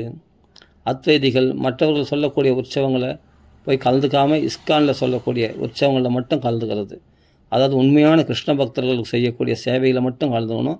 மற்றவர்கள் என்னதான் கிருஷ்ணன் ஆகா ஓகன்னு பேசுனாங்கன்னா கடைசியில் எல்லாம் அருவ பிரம்மத்தில் முடியுதுன்னு சொல்லுவாங்க. அந்த பக்தி உண்மையான பக்தி ஆகாது. அது மாதிரி விசேஷங்களில் போய் அவங்க ராதா கல்யாணம் பண்ணால், சீதா கல்யாணம் பண்ணால் போய் சேர்ந்துக்கூடாது, கலந்துக்கூடாது. ஆனால் இங்கே இஸ்கானில் இந்த வைஷ்ணவ சம்பிரதாயத்தில் வரக்கூடிய இந்த மாதிரி உற்சவங்களில் போய் கலந்துக்கிறது, இதெல்லாம் நம்ம ஆத்ம உணர்வை, கிருஷ்ண உணர்வை தட்டி எழுப்போம். மற்ற இடத்துலலாம் அத்வைதிகள், அதாவது என்னென்னா பக்தி இல்லாதவர்கள் செய்யக்கூடிய பூஜைகளால் பகவான் சந்தோஷம் அடைய மாட்டார். அங்கே உனக்கு அந்த உணர்வை தட்டி ஏற்படும், அப்போதையும் சந்தோஷமாக. ஆனால் உண்மையான கிருஷ்ண உணர்வு உண்டாகாது. ஆனால் ஒரு குருஷீட பரம்பரையில் இஸ்கானில் சொல்லக்கூடிய இந்த மாதிரி ஃபெஸ்டிவல்ஸ் இதெல்லாம் அட்டன் பண்ணும்போது நமக்குள்ளே அந்த கிருஷ்ண உணர்வு தட்டி எழுப்பப்படுறதை நம்ம கண் கூட உணரலாம். புரியுதுங்களா? அதே மாதிரி அதுக்கு தான் இந்த பகவான் நாமா சொல்கிறது, பிரசாத சாப்பிட்றது, பக்த சங்கத்தை எடுத்துக்கிறது, அவர்கள் வாக்கில் பாகவதம் கேட்குறது, பகவத்கீதை கேட்குறது, அவருடைய கவுன்சிலிங் எடுத்துக்கிறது, என்ன சாப்பிட்ணும், எப்படி பண்ணணும் அப்படின்றதெல்லாம் நிறைய கேள்விகள் கேட்டு தெரிஞ்சுக்கிறது. இந்த கேள்விகள் நிறைய கேட்கணும். அப்போ தான் நம்மளுக்கு நல்ல தெளிவு கிடைக்கும். சீனியர் டிவோட்டிஸ்க்கு போய் கேள்வி கேட்கணும், இல்லை மகாராஜ்கள் கேள்வி கேட்டு நாம் தெளிவுபடுத்திக்கணும். அப்போது நம்ம அந்த கிருஷ்ண உணர்வானது நமக்குள்ளே விழிப்படைய செய்ய முடியும். இதான் விஷயம். இந்த லௌகீக வாழ்க்கை நோய்வாய்ப்பட்ட நிலையாகும். உண்மையிலே இது நோய்வாய்ப்பட்ட நிலை தான் இது, இந்த லௌகிக வாழ்க்கை. நம்ம எப்போ சண்டை வரும், எப்போ பிரச்சனை வரும்னே தெரிய மாட்டேங்குது, எப்போ நோய் வரும்னு தெரிய மாட்டேங்குது, எப்போ என்ன கஷ்டம் வரும்னு தெரிய மாட்டேங்குது. பயந்து இருக்க வேண்டாகுது எப்போ எந்த பிரச்சனை வரும்னு. அப்போ இந்த நோய்வாய்ப்பட்ட வாழ்க்கை தான் அது. கரெக்டாக நம்ம மறந்தால் கூட வயிறு மறக்க மாட்டேது, வேலைக்கு கரெக்டாக பசி எடுக்குது, தூக்கம் வருது. அப்போது ஏதோ ஒன்றுத்துக்கு உட்பட்டு நாம் இயங்கி கொண்டு இருக்கிறோம். நம்ம சுதந்திரமாக இருக்க முடியல பத்தியா. அப்போ நோய்வாய்ப்பட்ட நிலையாகும். நாம் பிரம்மனில் நிலை பெறும்போது அப்படி ஆமாம், கிருஷ்ண பக்தியில் இருக்கும்போது நம்ம பிரம்மத்தில் நிலை பெறுமா. நாம் அந்த பிரம்ம நிலை பெறும்போது ஆரோக்கியமான வாழ்வார்கள், அதான் சொல்கிற ஆரோக்கியமான நிலையை அடைகிறோம். நம்மை முழுமையாக கிருஷ்ண உணர்வில் ஈடுபடுத்தி கொண்டவுடன் நாம் அந்த ஆரோக்கியமான பிரம்ம நிலையை அடைகின்றோம். பிரம்ம நிலையை நான் அடைகிறேன், அகம் பிரம்மாஸ்மின்னு சொல்கிறதுனால நீ பிரம்ம நிலையை அடைஞ்சிட மாட்டேன். கிருஷ்ண பக்தியில் ஈடுபடும் போது தான் நீ பிரம்ம நிலையில் நிலைச்சி நிற்ப. நீ அகம் பிரம்மாஸ்மி, நான் பிரம்மம், நான் அந்த உடம்பு இல்லை அப்படின்னு சொன்னால் இன்னும் மாயை பற்றி ஏற்றுற ஒன்று. அதிகமாக நீ தேக உணர்வுகள் தான் அதிகமாக உன்னை போட்டு பாதிக்கும், வாட்டி எடுக்கும், மனசு கொந்தளிக்கும், அதிகமான ஆசைகள் உருவாகும். அப்படிலாம் நீ ஜெயிச்சிட முடியாது. அப்படிலாம் நீ பிரம்ம நிலைக்கு உன்னை உயர்த்திக்க முடியாது. ஒரே வழினா கிருஷ்ண சேவை, பக்தர்களுக்கு என்ன சொல்கிறாங்களோ அது இட்ட கட்டளை செய்து அந்த சேவைகளை குருமார்கள் சொல்கிறத மறுக்காமல் உடனே அந்த சேவைகளை செய்யும்போது அடுத்த நிமிஷம் நீ பிரம்ம நிலைக்கு உயர்த்தப்படுற. ரொம்ப சிம்பிள். வினா மகத்பாத ரஜோபிஷேகம். பக்தருடைய சங்கத்தை எடுத்துக்கொள்ளாமல் உனக்கு அந்த பிரம்மானுபவம் சித்திக்கிறது நோ சான்ஸ், வேஸ்ட். நீ மற்ற முயற்சிகள்லாம் வேஸ்ட். அந்த பக்தர் சங்கத்தில் போனால் தான் அடுத்த நிமிஷம் உடனடியாக நீ அந்த பிரம்மானுபவம், அந்த பிரம்ம நிலைக்கு உயர்கிறாய்.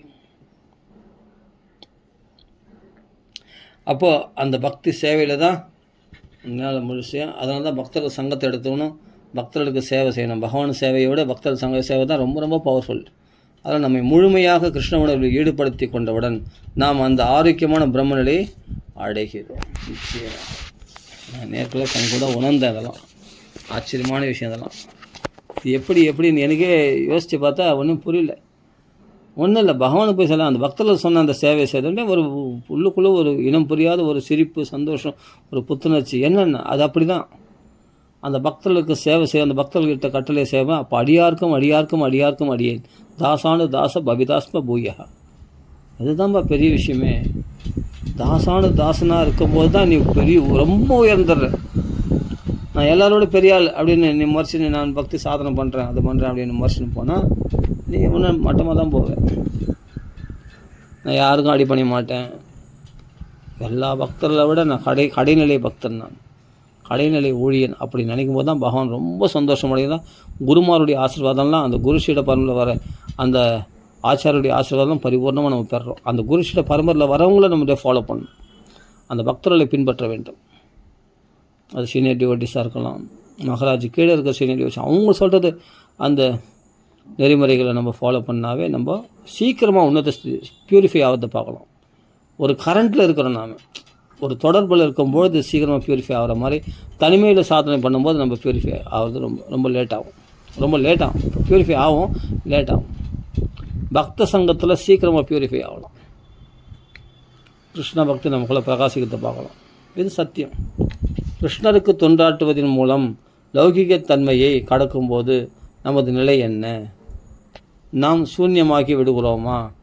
லௌகிக வழிகளிலிருந்து விடுதலை பெற்ற பிறகு, நிர்வாணம் அடைந்த பிறகு நாம் சூன்யமாக்கி விடுகிறோம் என்று சில வேதாந்திகள் கூறுகிறார்கள்.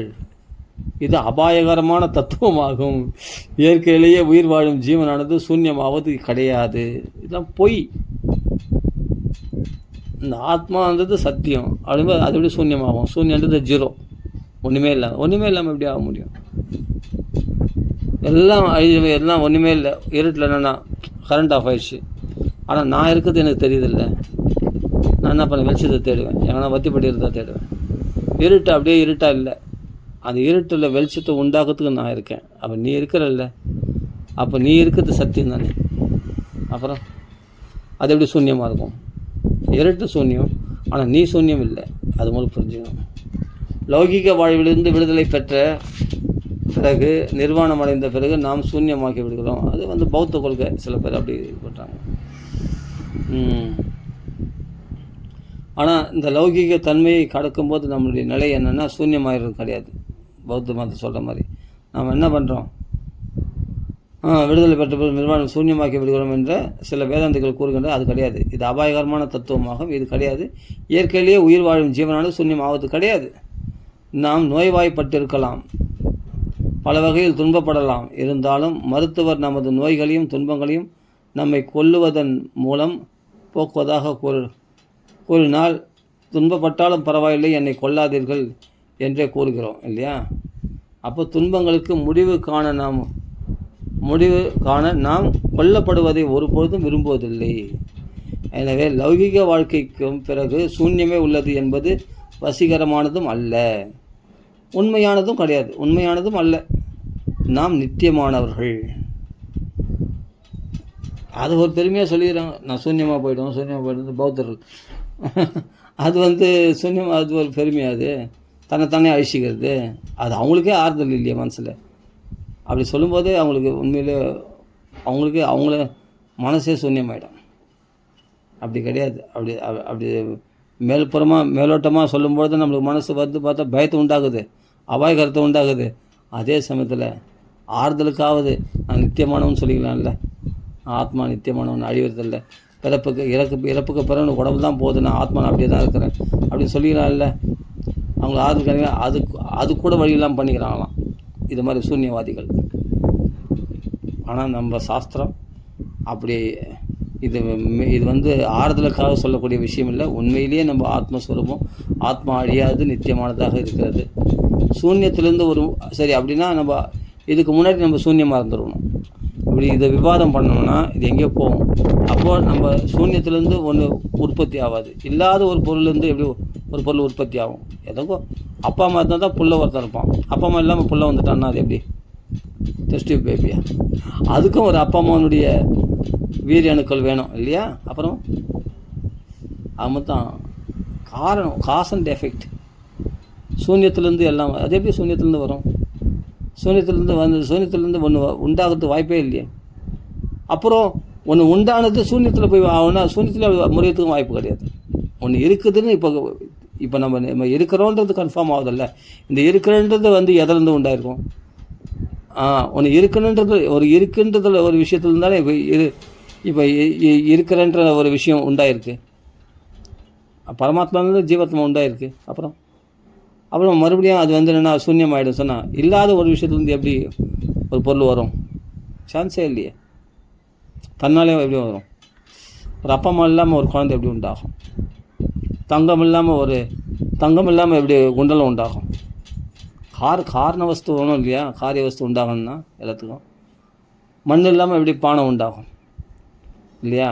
மரம் இல்லாமல் எப்படி பலகை, ஸ்டூலு, இது மேஜை உண்டாகும்? எல்லாத்துக்கும் ஒரு காரியம் இருக்குது. சரி, இது போட்டோம். அதனால் நம்மளாம் நித்தியமானவர்கள். அது மட்டும் இல்லை, மட்டும் இல்லை, ஆனந்தம் அறிவும் நிறைந்தவர்கள் நாமலாம், இந்த ஜீவாத்மாக்கள்லாம். ஆனால் பகவானின் சிறு பகுதிகளான நாம் பரமபுருஷரான பகவானை போன்ற சச்சிதானந்த விக்கிரகங்களே. நம்மளும் ரூபம் உடையது. இந்த ஜீவாத்மாவுக்கு பகவானுக்கு ரூபம் உடையது. ஆனால் விக்கிரகம்னா ரூபம் உடையதுன்னு அர்த்தம். ஆனால் சச்சித் ஆனந்தமயமானது. அவருடைய குணங்களை பெற்றிருந்த போதிலும் நாம் சிறு பகுதிகளே. கடலின் உப்புத்தன்மை ஒரு துளி கடல் நீரிடம் இருப்பது போல சிறு ஆன்மீக துளியாகிய நாமும் ஆன்மீக முழுமையான பகவானின் குணாதிசயங்களை பெற்றுள்ளோம். அந்த சச்சித் ஆனந்த வடிவமாகிய, ஆனால் சிறு தன்மையில் பெற்றிருக்கோம். அவர் பெருந்தன்மையில் பெற்றிருக்கார் பகவான். கடல் அளவு, நம்ம அந்த கடல் உள்ள ஒரு சிறு துளி அளவு. கடல் தண்ணி உப்பு கரியுது. இந்த சிறு துளி, அந்த கடல்ந்து பிரிஞ்ச ஒரு துளி தண்ணியும் உப்பு கரியுது. தன்மையில் எல்லாம் ஒன்று தான். ஆனால் குவாலிட்டிஸ் எல்லாம் ஒன்று தான், ஆனால் குவான்டிட்டி டிஃப்ரெண்ட்டு, அளவில் வேறுபட்டது. பகவான் பெரியவன், நாம் எல்லாத்தோட சிறியவர்கள், சூட்சமானவன் நம்ம. அப்போது நாம் ஆன்மீக துளிகளாகிய நாமும் ஆன்மீக முழுமையான பகவானின் குணாதிசயங்களை பெற்றுள்ளோம். உயிர் வாழும் ஜீவன்கள் என்ற முறையில் நமது ஆன்மீக தன்மைகள் எண்ணற்ற வகைகளில் இருப்பதால் நாம் சூன்யமடைதல் என்ற கேள்விக்கே இடமில்லை. நம்ம ஆன்மீக தன்மைகள் எண்ணற்ற வகைகளில் இருப்பதால் நாம் சூன்யமடைதல் என்ற கேள்விக்கே இடமில்லை. எப்படி இருப்பினும் லௌகிக வாழ்க்கையில் சலிப்படைந்து தற்கொலையின் மூலம் நமது வாழ்க்கையின் பிரச்சனைகளை முடித்து கொள்ள நாம் முயற்சிக்கக்கூடாது. புரியுதுங்களா? மாறாக நம்மை ஆன்மீக நிலைக்கு உயர்த்தக்கூடிய செயல்களில் ஈடுபடும். ஒரு விதத்தில் சூன்ய நிலையும் இந்த தற்கொலை முயற்சியும் ஒன்று தான். அதுதான், அதெல்லாம் முடிஞ்சிடலாம். எல்லாம் முடிஞ்சிச்சுன்னா என்ன ஆகும்?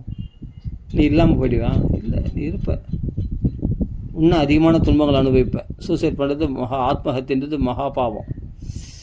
துன்பங்கள் பேயாளிவேன், ரொம்ப கஷ்டப்படுவேன். இப்போ இருக்கிற உடம்போடு இருக்க கஷ்டம் வந்து ஓரளவுக்கு பரவாயில்ல. உடம்பு இல்லாத கஷ்டம் ரொம்ப அநியாயம், ரொம்ப கொடுமை. துந்துக்காரி கேட்டால் சொல்லுவான், பசி எடுக்கும் சாப்பிட முடியாதான், தூக்கம் எடுக்கும் தூங்க முடியாதான், உடம்புல ஒன்று இருந்தால் தான் இல்லை. உடம்புல சேர்த்து பழக்கப்பட்டவனாச்சு. திடீர்னு உடம்பு இல்லைன்னா இதெல்லாம் இந்த ஃபீலிங்ஸ் இருக்குது, இதெல்லாம் செய்யணுன்ற எண்ணம், சாப்பிடணும் தூங்கணும் எல்லாம் பண்ணணும், அந்த ஃபீலிங்ஸ் இருக்குது. அந்த சூட்சும சரீரம் அப்படியே இருக்கிற வரைக்கும் இந்த ஆத்மாவோட அது நம்ம அந்த மரண காலம் பிரார்த்த காலம் முடியத்துக்குள்ளே நம்ம சூசைட் பண்ணிக்கணும்னு சொன்னால், அப்போ அது வரைக்கும் நீ இருந்து தானே ஆகணும் இந்த சூட்சும சரீரத்தில். அந்த சூட்சும சரீரத்தில் உனக்கு உடம்பு கிடைக்காது, அது சொந்தத்தில். அப்போ உடம்பு கிடைக்கிறதுக்கு இன்னும் காலம் இருக்குது, அதுக்குள்ளே நீ இது தூக்க மாட்டேன்னு சொன்னால் அது என்ன பண்ண முடியும்? அப்போ அந்த ஃபீலிங்ஸ் இருக்குது இல்லையா? அப்போ சாப்பிட்டு தூங்கி பழக்கப்பட்டு இதுக்கு ஒரு உடம்பு தேவை. அது என்ன பண்ணால் அந்தந்த வேலைக்கு அது கரெக்டாக அந்த சூட்சும சரீரத்தில் பழக்கப்பட்டு அந்த வாசனைகள் ஏறி போகிறது மாதிரி வேலைக்கு சாப்பிட்றதுக்கு பசி எடுக்கும், தூக்கம் வரும், தனி தாகம் எடுக்கும், பல சுகபோகங்கள் அனுபவிக்கணும், அங்கே போகணும் இங்கே போகணும்னு தோணும். ஆனால் எதுவுமே செய்ய முடியாது, அவஸ்தைப்படும். இது பிரேத பாதை அப்படின்னு சொல்லக்கூடிய இந்த ஜீவன் தற்கொலை பண்ணினா அது அவஸ்தைப்படும், சூன்யம் ஆகிறதில்ல. இந்த ஜீவன் மகா துன்பத்தை அனுபவிக்குது. அதனால் சூசைட் பண்ணுறது மகா பாவம். அதனால் வாழ்வின் பிரச்சனைக்கு அதிகமாக்கிறாங்க. வாழ்வு பிரச்சனை முடித்துக்கொள்ள நாம் முயற்சிக்கூடாது. மாறாக நம்ம ஆன்மீக நிலைக்கு உயர்த்தக்கூடிய செயல்கள் ஈடுபடும். அப்போ என்ன பண்ணணும்? ஆன்மீக செயல் உயர்த்துறதுக்கு துந்துக்காரி என்ன அடுத்தது சரி ஏமாந்துட்டான், தற்கொலை, அவனை வந்து கொலை பண்ணிட்டான், பிரார்த்த கர்மம் முடித்துக்கொள்ள அவன் அகால மரணம் அடைஞ்சிட்டான். துந்துக்காரி அவன் சூசைட் பண்ணிக்கல, அகால மரணம் அடைஞ்சிட்டான், வேசிகளால் கொல்லப்பட்டான். அப்போ அவன் வந்து என்ன பண்ணணும்? முயற்சி பாகவதம் போய் கேட்டான் சோகாரணத்தில், அதைத்தான் செய்யணும். அப்போ பாகவதம் கேட்குறது பகவானுடைய சேவையில் ஈடுபடுறது. நம்மை ஆன்மீக நிலைக்கு உயர்த்தக்கூடிய செயல்களில் ஈடுபட வேண்டும். ஆன்மீகத்தில் உயர்வடைவதற்காகவே பகவான் கிருஷ்ணரால் மனித சமுதாயத்தின் 4 பிரிவுகள் உருவாக்கப்பட்டன. ஒரு மாணவன் இளைநிலை கல்வி பெற்ற பிறகு முதுநிலை கல்வி பெற உயர்த்தப்படுவது போல தொழில் அடிப்படையிலான பிரிவுகளும் சாதுர்வன்யம், அதாவது கீழ்நிலை உணர்விலிருந்து உயர்நிலையான கிருஷ்ண உணர்வை பெறுவதற்காக உருவாக்கப்பட்டுள்ளது தான் இந்த வர்ணாசிரம தர்மங்களே பற்றியா.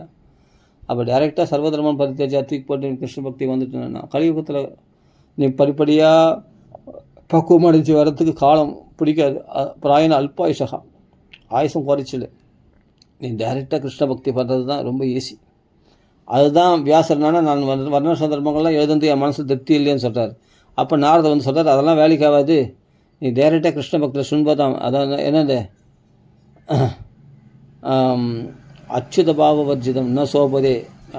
அச்சுத பாவம் இல்லைன்னா மோட்ச நிலையே சோபிக்காதுன்னும் போது இந்த வர்ணாசிரம கர்மாக்களை பட்டுதல் கொண்ட அந்த கர்மாக்களை செய்யக்கூடிய இந்த வர்ணாசிரம தர்மங்களாக சோபிக்க போகுது. அதெல்லாம் வந்து சோபிக்காது. பகவதர்ப்பணம் பண்ணாத கர்மா வந்து அவனை விடுதலை உண்டாக்காது, பக்தி உண்டாக்காது, அவனை வந்து மோட்சத்தை அழைத்து செல்லாது.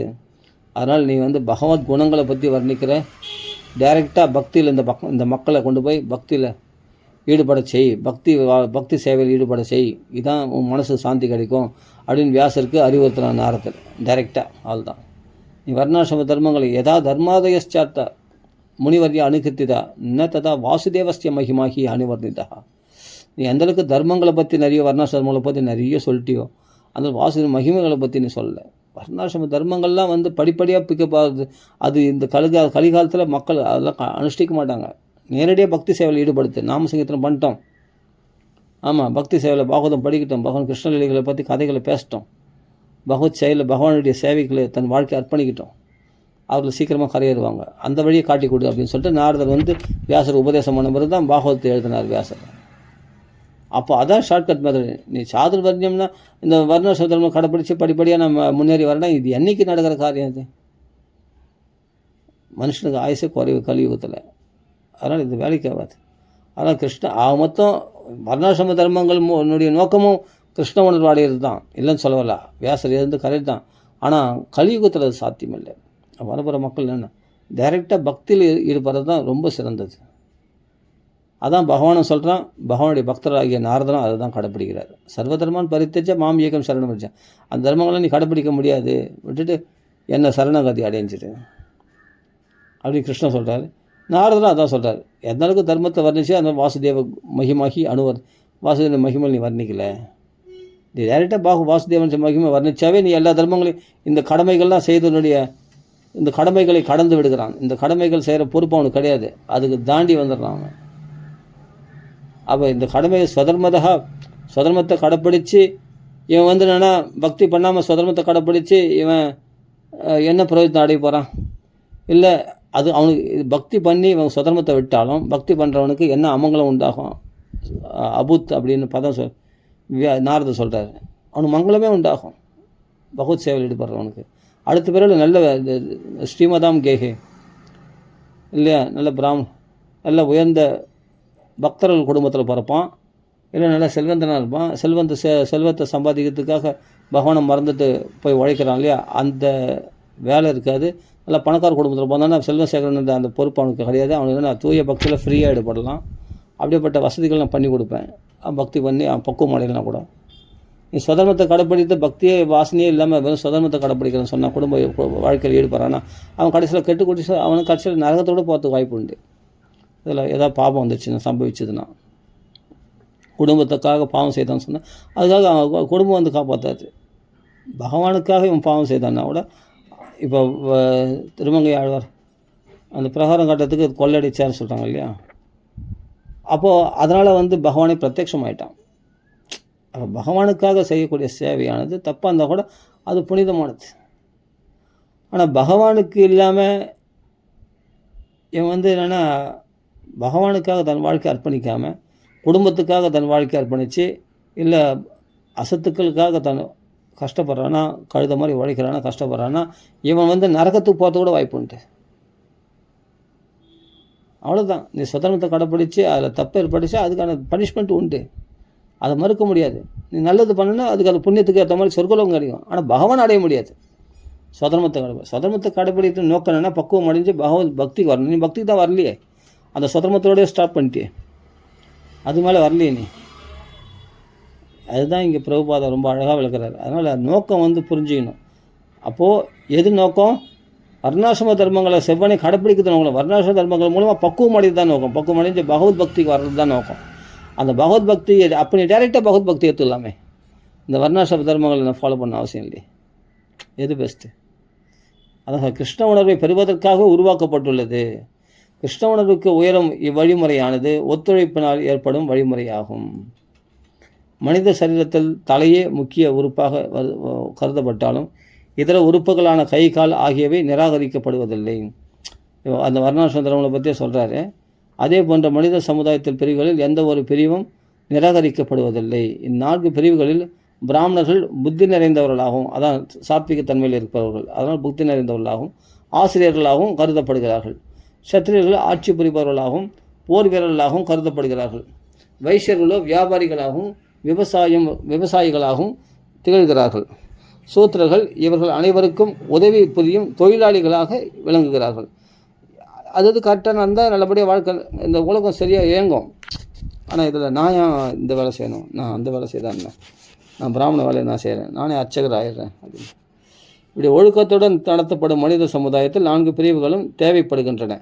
இப்பிரிவினர் அனைவரும் கிருஷ்ண உணர்வில் முன்னேறுவதற்கு ஒத்துழைக்கும் போது சமுதாயத்தில் எந்தவித குழப்பமும் ஏற்படுவதில்லை. இப்போ நான் சொல்கிறேன், வர்ணாசிரம தர்மங்களையே கரெக்டாக கடைப்பிடிச்சா கிருஷ்ண பக்திக்கு அவன் முன்னேற்றம் அடைய முடியும் அப்படின்றார். ஆனால் அந்த கர்மா அவனை பரிசுத்தப்படுத்தணும். மனசு பரிசுத்தமான ஹிருதயில் கிருஷ்ணன் பிரகாசிக்க போகிறான். ஆட்டோமேட்டிக் கிருஷ்ண பக்தி நீ வந்துட போகிற. அதான் கர்மானுடைய சித்த சுத்திக்காக தான் கர்மா. அதான் இங்கே சொல்கிறார். அப்போ உத்தர சமுதாயத்தில் எந்தவித குழப்பமும் ஏற்படுவதில்லை. அப்போது 4 பிரிவினர் தேவைப்படும். இப்பிரிவினர் அனைவரும் கிருஷ்ண உணர்வில் முன்னேறுவதற்கு ஒத்துழைக்கும் போது சமுதாயத்தில் அப்போ எந்த கர்மா செய்தாலும் அது கிருஷ்ணனை சந்தோஷப்படுத்துறதுக்காக கிருஷ்ணார்ப்பணமாக கிருஷ்ண பிரீத்தியர்த்தமாக செய்யப்படும் கர்மா தான் ஒத்துழைப்பு கொடுக்கும். அப்போது சரியாக வாழ்க்கை நடக்கும். இந்த கிருஷ்ணனை மறந்துட்டு இவங்க செய்யக்கூடிய கர்மாக்கள் தான் பிரிவினைகளை பிரச்சனைகள் உண்டாகும்.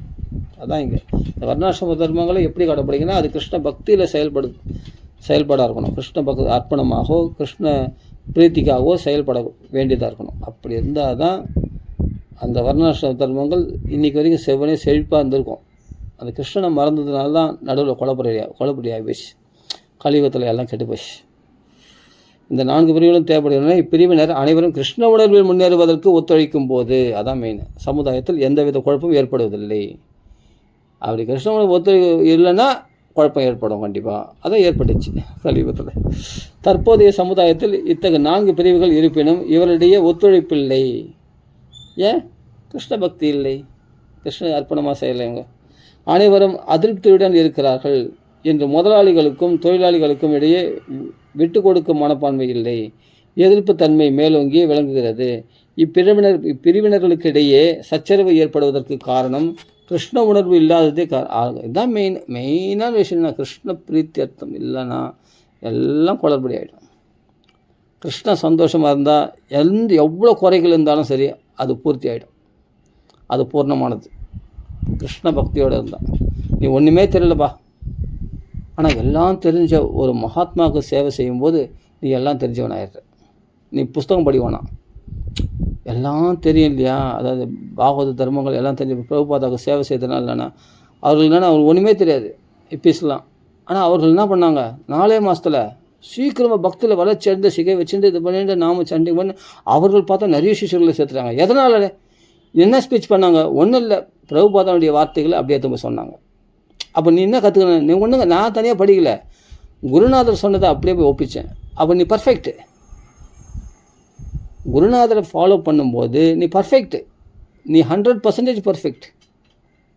நீ எதுவும் தனியாக படிக்கணும் அவசியம் இல்லை. குருநாதர் வார்த்தை தான் எல்லாம் படித்ததுக்கு அர்த்தம். குருநாதர் வார்த்தை அப்படியே சொல்கிறது தான் அது. குருநாதர் எல்லா கல்விகளும் படித்து நம்மளுக்கு சொல்கிறாரு. நம்ம குருநாதர் வார்த்தை அப்படியே ஃபாலோ பண்ணும்போது நீ அந்த கல்விகளை படிக்காமல் எல்லாம் தெரிஞ்சவனாயிடுற. அப்போ பகவான் உன்னை டக்குன்னு ஏற்றுப்பான். அப்போ வார்த்தை ரொம்ப ஏன்னா குருநாதர் வாக்குலேருந்து உபதேசமாக வந்த அந்த வார்த்தைகளுக்கு வீரியம் அதிகம். உடனே அந்த குருஷிட பரம்பரில் வருது இல்லையா, அது உடனே என்ன பண்ணும், 10 பேரை சேர்த்துரும். 10 பேர் 100 பேர் ஆகிடும், 100 பேர் 1000 பேர் ஆகிடும்.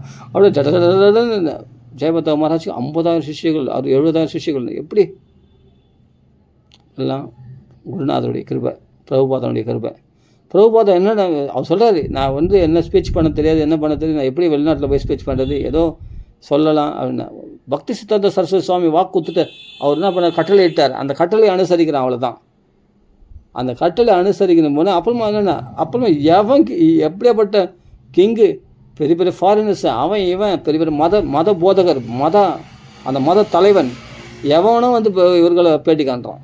அவங்களெல்லாம் பிச்சு உதறாரு, பதிலே பேச முடியல, ஒரே வார்த்தை நெத்தேடி அடிக்கிறார். ரொம்ப பார்த்தா அந்த கதை இந்த கதை அந்த புராணத்தில் சொல்லிக்கிட்டு இந்த புராணத்தில் சொல்லி நிறையலாம் சொல்ல மாட்டார். 2 கேள்வி அவங்களே திருப்பி கேள்வி கேட்பார். கேள்வி கேட்டவங்களே திருப்பி கேள்வி கேட்டு மாட்டிக்கிடுவார். அவங்களால பேசவே முடியாது. அது யாருடைய கிஃப்ட்னா, பக்தி சித்தாந்த சரஸ்வதி சுவாமியுடைய கட்டளை. அதை அனுசரித்தா போதும், நீ பர்ஃபெக்ட். உனக்கு எல்லா ஞானமும் உண்டாயிடும். உனக்கு எந்த கேள்விக்கு உன்னால் பதில் சொல்ல முடியும். ஆமாம், நீ எந்த ஹார்ட் அட்டாக்கு அது இது ஒன்றுமே ஒன்றும் பண்ணாது. பகவான் உன்னை காப்பாற்றுவான். குரு கட்டளையை நீ சிறமேற்கொண்டு நீ செயல்படும் போது நீ அப்போ தான் பூர்ணத்துவம் அடையிற. நீ புஸ்தகம் படிக்கிறதுனால பூர்ணத்துவம் அடையலை, குரு கட்டளையை சிறமேற்கொண்ட பற்றியா இப்போ தான் பர்ஃபெக்டாக இருக்குது. உன்னால் எதையும் சாதிக்க முடியும். உலகத்தையே கிருஷ்ண பக்தின்ற ஒரு இயக்கத்தில் கொண்டு நிறுத்த முடியும். தப வச்சனம் கரிஷ்யே, அவ்வளோதான், முடிஞ்சு போச்சு. உன் வார்த்தை கர்மயோகமாக ஞானயோகமாக தியான யோகமாக நான் விசாரணை பண்ணி உட்கார மாட்டேன். நீ சொன்னால் நான் செய்வேன். ஏன்னா நீ குரு, சிஷ்யஸ் தேகம் சாதிமாம் துவாம் பிரபன்னம். நீ நான் சிஷ்யன், நீ குரு அப்படின்ட்டு அர்ஜுனன் கிருஷ்ணன் வார்த்தைப்படி அவ்வளோதான், இவ்வளோ தான் செய்யணுமே. பகவான் சொன்ன பேச்சு கேட்கறதுக்கு நான் தயாராக இருக்கிறேன் அப்படின்னு சொன்னான் அர்ஜுனன். இந்த போரில் உனக்கு தானே வெற்றி போடா, அவ்வளோதானே, இந்த போரில் உனக்கு தான் வெற்றி, உனக்கு மரணம் கிடையாது. அப்போ யார் குரு வாக்கியத்தை அப்படியே கேள்வி இது சரியா தவறான்ட்டு யோசிக்காமல் உடனே சேரணும், அவன் பர்ஃபெக்ட். அவன் எந்த சாஸ்திரம் படிக்கல, அவன் பூர்ணமானவன், அவன் சகல சாஸ்திரங்களும் கரைச்சி குடிச்சவன் அவன். இப்போ ஆதிசங்கர ஒரு சிஷ்யர் தோடகாச்சாரியார் சொல்கிறாங்க, அவன் துணி துவைக்கிறது ஒன்றுமே தெரியாது, படிப்பே சரியாக வராது. ஆனால் குருநாதருடைய துணி துவைச்சி போட்டிருந்தான், துணி துவைச்சி போட்டிருந்தார். அவர் தான் பத்மபாதரா. அவர் நடக்கும்போது காது வைக்கிற இடத்துலலாம் தாமரை தான். குருநாதர் கூப்பிட்டாங்க. அப்போ தோடக விருத்தத்தில் பாட்டு பாடினது. அதான் குருநாதருடைய கிருபை. குரு கூப்பிட்டாருன்னு வந்தால், குருக்கு சேவை பண்ணான்னா, குரு அழகாக இருக்கார், குரு பார்த்தனா அவனுக்கு எல்லாத்துலையும் அவன் சாஸ்திரம் தனியாக படிக்கணும் அவசியம் இல்லை. அவனுக்கு எல்லா கல்விகளும் தன்னாலேயே அவனுக்கு பாஸ் ஆகிட்டான், எல்லா கல்விகளும் பர்ஃபெக்டாக. அப்போ தவபட்சணம் கரிஷ்யனா, உனக்கு எல்லா வெற்றிகளும் விஜயண்டா, நீ தான் படா, உனக்கு எல்லாத்துலையும் ஜெயந்தாடா. எத்திர யோகேஸ்வர கிருஷ்ணோ எத்திர பார்த்த தனுத்திரக தத்திர ஸ்ரீர் விஜயோ பூதிர் திருவா நீதிர் மதிர்மம அப்படின்னு சஞ்சயன் சொல்கிறார் திருத்தராஷ்டனுக்கு. கிருஷ்ணன் இருக்கிற இடத்துல, அர்ஜுனன் இருக்கிற இடத்துல எல்லா வெற்றிகளும் இருக்கும், ஜெயம், எல்லா தர்மங்களும் இருக்கும், எல்லா சாத்விக தன்மைகளும் இருக்கும், எல்லா செல்வங்களும் இருக்கும், லக்ஷ்மி இருப்பாங்க. தனுசை தரித்து கொண்டு அர்ஜுனன் இருக்கிற இடத்துல, கிருஷ்ணன் இருக்கிற இடத்துல அப்படின்ட்டு சஞ்சயன் சொல்கிறார். ஏன்னா அப்படி ஒபே பண்ணக்கூடிய ஒரு சிஷ்யன்தான் ஓணும், உண்மையான சிஷ்யன். பகவானே குருவாக இருந்தார் இல்லையா அர்ஜுனனுக்கு, அதான். அது மாதிரி குரு வாக்கியத்தை மட்டும் ஒருத்தர் சிரமேற்கொண்டு நீங்கள் சொல்லுங்கள் நான் செய்கிறேன் அப்படின்னு சொன்னான்னா அவன் பாஸ். அடுத்த நிமிஷம் அவன் மாயை கடந்துட்டான், முக்குணங்களை கடந்துட்டான், அவன் வாழ்க்கையை ஜெயிச்சிட்டான், லைஃப் சக்ஸஸ்ஃபுல் அவனுக்கு. அவன் என்ன சொல்கிறது, அவன் சீனியர் டிவோட்டி, அவன் பெரிய அவரே பெரிய சீனியர் டிவோட்டி. அது பாப்பா எல்லாம் நாங்களும் ரொம்ப நாளாக வந்துன்னு இருக்கோம் தானே, எனக்கு தெரியாதா, அவன் தெரிஞ்சு போதே பெரிய சீனியர் டிவோட்டி. நான் அவங்க பேசினா கேட்க மாட்டேன், அவங்களாம் பெருசாக தெரியும், எனக்கு தான் தெரியும், நாங்கள் தான் படித்தேன், எனக்கு தான், நாங்களும் புஸ்தகம் படித்தேன், எனக்கு தான் தெரிஞ்சு போகுது, அவன் தெரிஞ்ச விஷயங்கள். அவனை பகவத்தான் படியும், அந்த பகவத்தான் படித்தேன், எனக்கு தான் வந்துட்டு போகுது, அந்த நாள் எனக்கு தான் வந்துடுது, அவர் சொல்ல பேச்சு நான் ஏன் கேட்கணும், அந்த சீனியர் டிவோட்டி பஸ் பேச்சு. No no no no fail out, unfit, கிளம்பு. அவர் சீனியர் டிவோட்டினா அவர் குரு வழியில் தீட்சை அந்த வழியில் வராங்க, அவர் சொல்கிறத அப்படியே அக்செப்ட் பண்ணிக்கணும். நீ பாஸ், நீ படிக்க வேணாம், எந்த புஸ்தகம் படிக்க வேணாம், ஏன்பா இன்னும் படிக்கலப்பா, பாஸ்போர்ட் இதுக்குள்ளே என்ன, நீ படிக்க வேணாம், நீ பாஸ் ஆகிட்ட போ, இன்னும் பகவத்கீதை எதுவும் படிக்கல, நீ பாஸ் ஆகிட்டியா, கோலகம் உனக்கு தரது இருக்குது, போப்பா. ஆமாம், கோலக சந்தோஷத்தை இங்கேருந்தே நீ அனுபவிச்சுக்குப்பா, போப்பா. கிருஷ்ண உணர்வில் நீ இப்போ இனிமேல் உற்சாகமாக இருப்பப்பா, போப்பா, உன் லைஃப் சக்ஸஸ்ப்பா, போப்பா. ஏம்மா நான் இன்னும் எந்த புக்கும் படிக்கல, தேவையில்லை, படிக்க வேணாம், போப்பா. அந்த சீனியர் டிவோட்டி, அந்த ஒரு மூத்த பக்தர் சொன்ன வார்த்தை நீ காப்பாற்றனில்லை, நீ செய்ததில்லை, செயல்பட்டில்லை, நீ சக்ஸஸ் போய்ட்டு போ, உனக்கு எல்லாம் மார்க்கெல்லாம் போட்டாச்சு. ஆச்சரியமாக இருக்கு. நான் எங்கன்னா உபன்யாசம் பண்ணேன், உனக்கு உபன்யாசம் வரும், போ, நீ உனக்கு ஸ்பீச்சிங் டேலண்ட் வந்துடும் கண்டிப்பாக, போ பேசுவார். அப்போ பார்த்தா பிச்சு உதறாரு பிரபுபாதா. என்னென்னா பக்தி சித்தாந்த சரஸ்வதி சுவாமியுடைய கட்டளை அனுசரித்து போன பிச்சு உதறாரு. 7 மாதாக்களை பற்றி சொல்கிறார். இதில் எங்கேருந்து வருது, எல்லாம் குருநாதருடைய அனுகிரகத்தினால எல்லா ஞானமும் வரும். அப்போ இவருடைய வார்த்தைகள்லாம் பார்த்தா அப்படியே வேத வாக்கு மாதிரி சுரீர் அவன் நெஞ்சு போய் குத்து, எல்லார் ஹிருதயத்துலையும் போய் அந்த அம்புகளால் தாக்குறாரு பாருங்கள். அந்த பக்தி சித்தாந்த சரஸ்வதி அந்த குருநாதருடைய வாக்கியங்களை, அந்த குருநாதருடைய அனுகிரகத்தினால் அந்த சாஸ்திரங்கள் என்ற வார்த்தைகளால் அப்படியே போய் நெஞ்சு தைக்கிறார் பாருங்கள். அந்த ஃபாரினர்ஸுடைய ஹிருதயத்தில் போய் தச்சு அவர் வாழ்க்கையை மாற்றி அந்த என்னது ஹார்ட் டிரான்ஸ்ஃபர், அதாவது என்ன, ஹிருதய மாற்று சிகிச்சை, ஹிருதய மாற்று சிகிச்சை நடக்குது அங்கே. ஹார்ட்டு வேறு மாற்றிடுறாங்க. அதுனா பிரேம பிரகாச ஹிருதயே, அந்த பிரேம பிரகாச ஹிருதயத்தை அங்கே பூட்டிடுறாரு. எல்லா ஹிருதயத்தையும் எல்லாருக்கும் ஹார்ட் சர்ஜரி பண்ணிட்டார் பிரபுபாதா. எல்லா ஃபாரினர்ஸ்க்கும், எல்லா பக்தர்களுக்கும் புது ஹார்ட் இங்கே இஸ்கானில் கொடுக்கப்படுகிறது. புது ஹிருதயம் கொடுக்கப்படுகிறது. நீங்கள் பழைய ஹிருதயத்தை மாற்றிக்கொள்ளலாம். சேதோ தர்ப்பணம் ஆர்ஜனம் பவமகா தாவாக்னி நிர்வாபணம் பிரேம பிரகாச ஹிருதயே சரணம் கதோஸ்மி. அப்போ பாக்கியோதயேன பகுஜன்ம சமர்ச்சிதேன சத்சங்கமும் லபதே. அவ்வளோ சத்சங்கம் கிடைச்சிடாது, பாக்கியம் இருந்தால் தான் கிடைக்குமா. பகவானை வழிபட்டால் தான் சமர்ச்சிதே நன்றாக பகவானுக்கு அர்ச்சிச்சா தான் அந்த புண்ணிய பலத்தால் சத்சங்கம் கிடைக்கணுமா. அவ்வளோ லேஸில் கிடைச்சிடாது. அப்படின்னா நீ பூர்ணன் ஆயிடுற. சத்சங்கம் கிடைச்சா குருநாதர் கிடைச்சா நீ பூர்ணன் அப்படின்னு நாரதர் சனகாதி முனிவர்களை பார்த்து ஸ்தோத்திரம் பண்ணக்கூடிய பாகவத மகாத்மியத்தில் வர ஸ்லோகம் இது. இப்போ நீ பர்ஃபெக்ட். பாக்கியம் வேணும் அதுக்கு. ஒரு அந்த சீனியர் டிவோட்டீஸுடைய வார்த்தையை கடைப்பிடிக்கிற பாக்கியம் உனக்கு இருக்கணும். உனக்கு அகங்காரம் தத்துரும். அவர் சொல்கிறத நான் என்ன கேட்கணும் அப்படின்ட்டு போச்சு, அங்கேயே ஃபெயிலர். அவ்வளோதான், அங்கேயே ஃபெயில் ஆகிட்டு. அவன் நான் சொல்கிறது நான் தான் கேட்குறது. அவன் அவ்வளோ பெரிய ஆள் அவன் அப்படின்ட்டு தொடுக்குத்தனமாக ஏக வசனங்களால் பேசுவாங்க இல்லையா நிறைய பேர், சில பக்குவம் இல்லாத ஆத்மாக்கள். ஆனால் ஃபாலோ பண்ண ஓகே அப்படின்ட்டேன்னா நீ சக்ஸஸ். நீ எதையும் படிக்க வேணாம், நீ சாண்டிங் கூட உனக்கு பாஸ் மார்க் உனக்கு. இது ஏன் நான் இவ்வளோ நேரம் சொல்கிறேன்னா, நான் அனுபவித்து தானே சொல்கிறேன். நான் அது திமிராக இருக்கும்போது நான் இஸ்கான் விட்டு வெளியே வந்துட்டேன். ஆனால் அதை ஃபாலோ பண்ணும்போது இன்றைக்கி ஸ்டாண்டர்டாக இந்த இஸ்கானுடைய ருச்சி தெரியுது, இந்த பக்தியில் முன்னேற்றம் என்னன்னு தெரியுது. அதனால் சொல்கிறேன், நான் இதோட பூர்த்தி பண்ணிக்கிறேன். இது தான் லைஃப்னுடைய சக்ஸஸ்ஸு. பிரபுபாதனுடைய சக்ஸஸ்க்கும் எல்லாருடைய சக்ஸஸுக்கும் எல்லா மகாத்மாவுடைய சக்ஸஸுக்கு காரணம் இது தான். குரு பிரசாத் எஸ்ய பிரசாதாத் பகவத் பிரசாதோ எஸ்ய அப்பிரசாத ந கதி குதோபி. குருநாதருடைய வார்த்தையை கடைப்பிடிக்கிறது தான் பகவான் சீக்கிரமாக சந்தோஷம் அடைவான். குருநாதர் சந்தோஷம் அடையலை, உனக்கு கதியே கிடையாது, போய்ட்டு வா. அவ்வளோதான். என்ன கதி குதோ, உனக்கு எங்கே கதி கிடையாது. நீ பகவானையே நேரடியாக வழிபட்டால் கூட பகவான் சந்தோஷம் அடைய மாட்டான். அந்த மூத்த பக்தர்களை அனுசரித்து அவர்களை பின்பற்றும் போது தான் நீ எல்லா சாஸ்திரங்களுடைய தன்மை, எல்லா சாஸ்திரங்களுடைய அறிவையும் நீ பெறுகிறாய், பூரண சந்தோஷத்தையும் அடைகின்றாய் அப்படின்னு தெரிஞ்சுக்கணும். சேர்த்தில் பூர்த்தி பண்ணிப்போம். நம்ம மேலே உள்ள விஷயங்கள்லாம் அப்புறம் பார்க்கலாம். இது என்ன சொல்கிறாரு இங்கே, அனைவரும் உதவி புரியும் தொழிலாளிகளாக விளங்குகிறார்கள். ஒழுக்கத்துடன் அது ஒத்துமையாக இருக்கணும்.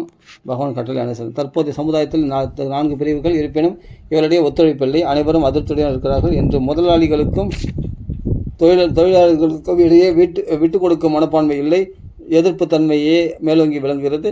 இப்பிரிவினர்களுக்கிடையே சச்சரவு ஏற்படுவதற்கு காரணம் கிருஷ்ண உணர்வு இல்லாததே ஆகும். கிருஷ்ண உணர்வு தான் கிருஷ்ண பக்தி, கிருஷ்ண பக்தர்களை ஃபாலோ பண்ணுறது இல்லாததான். கிருஷ்ண உணர்வு இல்லை என ஒத்துழைப்பதற்கான எந்த ஒரு சிறு வாய்ப்பும் இல்லை. சமுதாயத்தின் அனைத்து பிரிவினரும் ஒற்றுமையாக செயல்படுவதற்கு கிருஷ்ண உணர்வு அத்தியாவசிய தேவையாகும். இதான் நாரத வியாசர் சொல்கிறார்.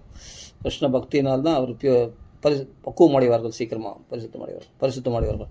நாம் எப்பிறவை சார்ந்தவராக இருப்பினும் கிருஷ்ண உணர்வுடன் வாழ்வதற்கு நாம் ஒத்துழைப்போமே ஆனால் உலகில் அமைதி நிலவும். அதுதான் ஒரே வழி. இவ்வகையில் கிருஷ்ண உணர்வு என்பது அனைத்து பிரிவினருக்கும் அத்தியாவசிய தேவையாகும். நான்லாம் பக்தி பண்ணலாமா, சூத்திரன் கேட்கக்கூடாது. பிராமணன் தான் பக்தி பண்ணணும், பிராமணர்கள் தான் பாகவதம், ஆமாம் பிராமணர்கள் தான் ராமன், அப்படிலாம் கிடையாது. எல்லாருக்கும் பாகவத ராமாயணம் கண்டிப்பாக அத்தியாவசியமானது. பாகவத ராமாயணம் கண்டிப்பாக படித்தே ஆகணும். சூத்திரம் கூட கண்டிப்பாக படித்தாகணும். அப்படி பிரபுபாதான் இப்படி தான் அடிப்பார். எல்லோரும் நீங்களும் மேலே வரணும், நீங்களும் பிரச்சாரம் பண்ணணும், நீங்கள் பிராமண நிலைக்கு உயரணும், நீங்கள் பிராமண தீட்சை எடுக்கணும், நீங்கள் வைஷ்ணவரில் ஆகணும், கிருஷ்ண பக்தி பண்ணணும். அப்படி தான் பிரபுபாதம் நம்மளை அத்தியாவசிய பக்தி நம்மளை அவசர பக்தி. அப்போ இந்த மாதிரி குருநாதர் கிடைப்பாரா? நம்ம சிண்டை பூச்சி தரத்தாலும் வச்சுட்டு வந்து நம்மளை பக்தியில் புகுத்துற ஒரு குருநாதர் கிடைப்பாரா நம்மளை தேடி வந்து? அப்படியேப்பட்ட குருநாதர் தான் பிரபுபாதர். இப்பீஸ் எல்லாம் மாற்றினார் இல்லையா? இன்றைக்கி இருந்தாருன்னா இன்றைக்கி எத்தனை பேர், இன்னும் கோடிக்கணக்கான பேர் மாற்றிருப்பார். இன்றைக்கி இருந்தாருன்னா, அவருக்கு மட்டும் சக்தி இருந்ததுன்னா, அவருக்கு ஆயுசு பகவான் கொடுத்துருந்தாருன்னா தரத்தாரம் பிடிச்சி வச்சுன்னு வந்துடுவார் இஸ்கானுக்கு. தப்பிக்க முடியாது. சரி, இவ்வகை கிருஷ்ண உணர்வு என்பது அனைத்து பிரிவினருக்கும் அத்தியாவசிய தேவையாகும். அது சொல்கிறதே பாருங்கள், இது விட்டுறாதீங்க, அத்தியாவசிய தேவை, உடனே பக்தி கடைப்பிடிங்க, பாகவத்தில் போய் சேவை செய்யுங்க அப்படின்னு சொல்லிட்டு எவ்வளோ பவராக சொல்கிறாரு பாருங்கள், எவ்வளோ அவசியமாக சொல்கிறாரு பாருங்கள், எவ்வளோ நம்மளை அவசரப்படுத்துகிறாரு பாருங்கள். இதுதான் பிரபுபாதா. பகவத்கீதையின் ஒவ்வொரு அத்தியாயமும் முடிவும் கிருஷ்ண உணர்வையே குறிக்கின்றது. பகவத்கீதையை போதிக்கும் பகவான் ஸ்ரீ கிருஷ்ணர் அவரிடம் பக்தி செலுத்துவதையே எப்பொழுதும் வலியுறுத்துகிறார். மன்மனாபவ மத்பக்தோ மத்தியாஜ மாம் நமஸ்குரு மாம் ஏவைஷ்யசி சத்தியம் தே பிரதிஜானி பிரியோ அசிமே. எப்பொழுதும் எனது சிந்தனையிலே திகழ்ந்து எனது பக்தனாகு. பகவான் கிருஷ்ண பக்தனாகணும், அதான் மெயின். என்னையே வழிபட்டு ஒரு விஷ்ணு பக்தனாகிறது தான் ரொம்ப ரொம்ப முக்கியம். என்னையே வழிபட்டு உனது வணக்கங்களை எனக்கு செலுத்து. இதன் மூலம் நீ தவறாமல் என்னை வந்தடைவாய். நீ எனக்கு மிகவும் நெருங்கிய நண்பன் என்பதால் நான் உனக்கு வாக்குறுதிகளை தருகிறேன் அப்படின்ட்டு அர்ஜுனங்களை சொல்கிறார். அர்ஜுன் அவர் நெருங்கிய நண்பனும் ஆகுது. அது மாதிரி யாரெல்லாம் பக்தி பண்ணுறாங்களோ அவங்களாம் பகவானுக்கு நெருங்கிய நண்பர்கள் தான். நம்ம எல்லாம் பகவானுடைய நண்பர்கள் ஆகிடலாம். சுஹൃதகா சர்வதேகினாம், எல்லாருக்கும் நலன் விரும்பி நலன் விரும்பி ஆகிய நண்பனாம் பகவான். சர்வதேகினாம் அப்படின்னு உலகத்தில் சொல்லப்படுகிறது. நண்பன் என்பதால் பகவத்கீதை 18 அத்தியாயம் 65 ஸ்லோகத்தில் பகவான் சொல்கிறார். அதனால் மாம் சரி, இதெல்லாம் மேலே உள்ள விஷயங்கள்லாம் அப்புறம் பார்க்கலாம். டைம் ஆகிடுச்சு, 1.5 மணி நேரம் ஆக போகுது. பூர்த்தி பண்ணிப்போம். நிறைய நல்ல அருமையான விஷயங்கள் எல்லாமே குருநாதருடைய வார்த்தை, பிரபுபாதனுடைய வார்த்தைகள் எல்லாமே மகிமை மிகுந்தது. சின்ன புக்கில் ஆச்சே அமைதியான வாழ்க்கை வழி, இது சின்ன புஸ்தகம் அப்படின்னு நம்ம எலிவேஷன் ஆஃப் கிருஷ்ணா கான்ஷியஸ்னஸ் தான். இது என்ன புஸ்தகம்? இது இங்கிலீஷில் என்ன புஸ்தகம் பேர்? Elevation of Krishna consciousness. ஆனால் இந்த புஸ்தகம் கண்டிப்பாக படிக்கணும். இது ஒவ்வொரு சின்ன புஸ்தகமும் பிரபுபாதனுடைய வார்த்தைகள். அது நம்மளை பக்குவப்படுத்தும், நம்மளுக்கு தூய ஞானத்தை கொடுக்கும். அதுக்கு ஒரு முக்கியத்துவம் கொடுக்கணும். அது குருநாதர் வார்த்தைனா அதுக்கு ஃபுல் முக்கியத்துவம் கொடுக்கணும். 100% முக்கியத்துவம் கொடுத்தா தான் இதெல்லாம் சுவைக்க முடியும், அனுபவிக்க முடியும். சரி, ஓகே. இதில் எல்லாம் பகவத்கீதை ஸ்லோகங்கள், பாகவத ஸ்லோகங்கள் எவ்வளோ இருக்குது பாருங்கள். நான் படிங்க. இப்போ பாருங்கள், பகவத்கீதை ஸ்லோகம் சொல்லியிருக்கேன். மன்மனா பாபம் பக்தம் அத்தியாச்சின்னு சொல்லி இதுலேயே பகவத்கீதை பாகவதெல்லாம் வந்துட்டு பாருங்கள். இந்த சின்ன புக்ஸ்லேயே, ஸ்மார்ட் புக்ஸ்லேயே பிரபுபாதனுடைய வார்த்தைகளில். அப்போ இதெல்லாம் படிக்கும்போது நம்ம எவ்வளோ பக்குவம் அடைகிறோம் பாருங்கள். அதுதான் குரு வாக்கியம். விஸ்வாசம் குரு வாக்கியேஷ். சரி, ஓகே. ஸ்வஸ்மின் தீனத்துவ பாவனாக, தீனபாவத்தோடு நம்ம இந்த விஸ்வாசத்தோடு இதை படித்தா நம்ம வாழ்க்கை சக்ஸஸ். சரி, ஆனால் நிறைய சாண்டிங் நாமா சொல்லணும். பக்தருடைய சங்கத்தை எடுத்துணும் மெயினாக. அதான் மெயின். ஹரே கிருஷ்ணா ஹரே கிருஷ்ண கிருஷ்ண ஹரே ஹரே, ஹரே ராம் ராம் ராம் ஹரே ஜெய் ஸ்ரீராம். ஹரிராம் சங்கீதம் கி ஜெய், ஸ்ரீ பிரபுபாத் கி ஜெய், சீதாபதி ராம ராம ராம ராம ராம ராம ராம ஸ்ரீ ராமநாம் சங்கீதம் கி ஜெய், அன்ஷீன் சுவாமி கி ஜெய், சாவட சாதமண்டி கி ஜெய், ராம ராம ராம ராம ராம ராம ராம.